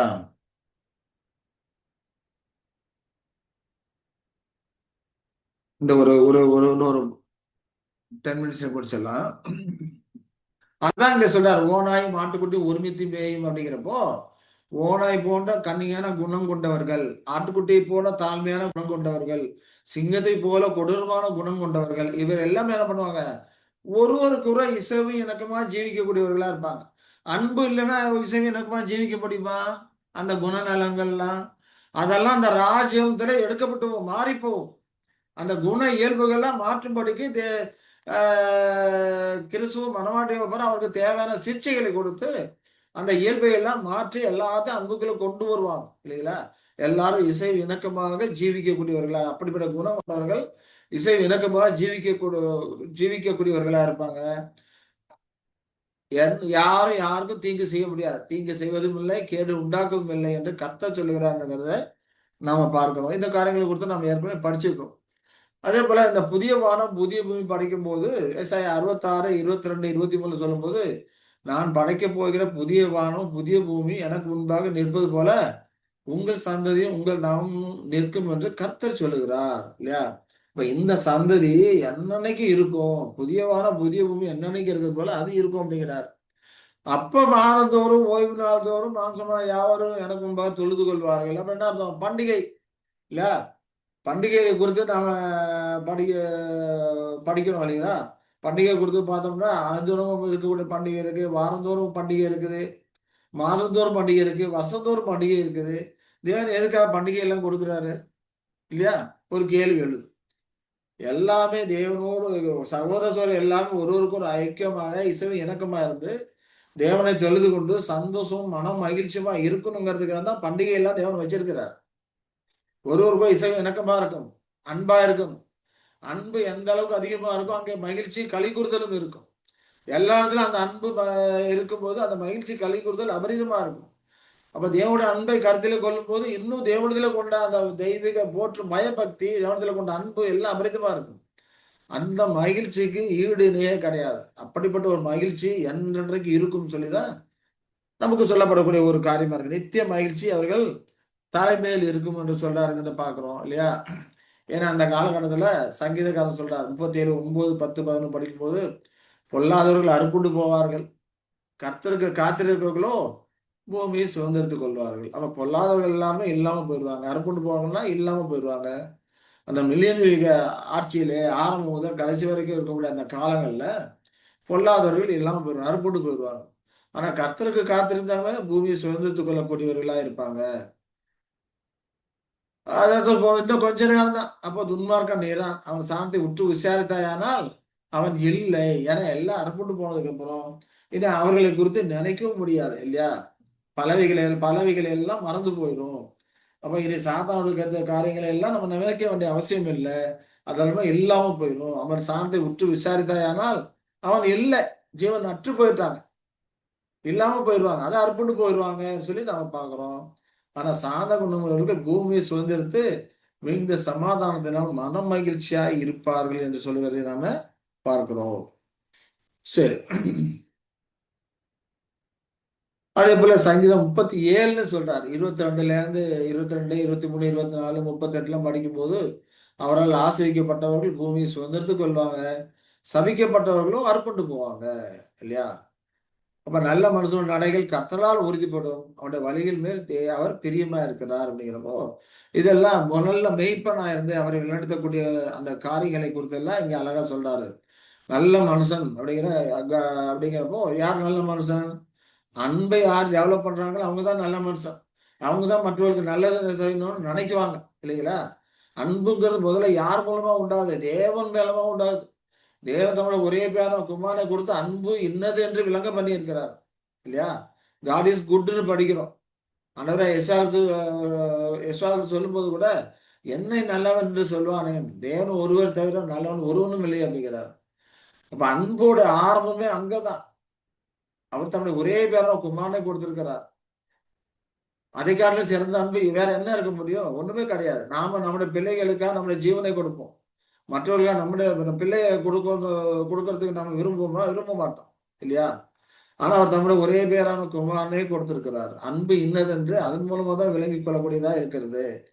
இப்ப நல்ல மனுஷனோட நடைகள் இப்படியெல்லாம் கர்த்தரால உறுதிப்படும். இப்படிப்பட்ட அன்பா இருக்கக்கூடிய நடைகள் கர்த்தரால உறுதிப்படும், ஸ்ட்ராங் ஆகும். அவருடைய குணநலன்கள் படிக்கப்படுத்தப்படும். அவனுடைய அப்படிப்பட்ட வழியின் மேல் அவர் பிரியமா இருக்கிறாரு. அதனாலதான் சொல்றாரு, கர்த்தருக்கு காத்திரு, கர்த்தருடைய வழியை கைக்கொள்ளு, அப்பொழுது நீ பூமியை சுதந்திரத்துக் கொள்வதற்கு அவர் உன்னை உயர்த்துவார். அப்ப துன்மார்க்க அறுப்புண்டு போவதை நீ காண்பாய் என்று சொல்கிறாரு. அதே போல இங்கே அக்கிரமக்காரி ஏகமா அழைக்கப்படுவார்கள், அறுப்புண்டு போவதே துன்மார்க்கின் முடிவு அப்படிங்கிறது நம்ம பார்க்கிறோம் இல்லையா? அப்போ அந்த காலகட்டத்தில் பார்த்தோம்னா எருசலேமே கர்த்தருடைய சிங்காசனம் அப்படிம்பாங்க. சகல ஜாதியாரும் எருசலேமில் விளங்கிய கர்த்தருடைய நாமத்தின் நிமித்தம் அதனிடமாக சேருவார்கள். அவர்கள் இனி தங்கள் பொல்லாத இதயத்தின் இச்சையின்படி நடக்க மாட்டாங்க. பொல்லாத இதயத்தின் இச்சையின்படி நடக்க மாட்டாங்கன்னு என்ன அர்த்தம்? அந்த காரியங்கள், அந்த பழைய இயல்புகள்லாம் மாறி போயிடும்.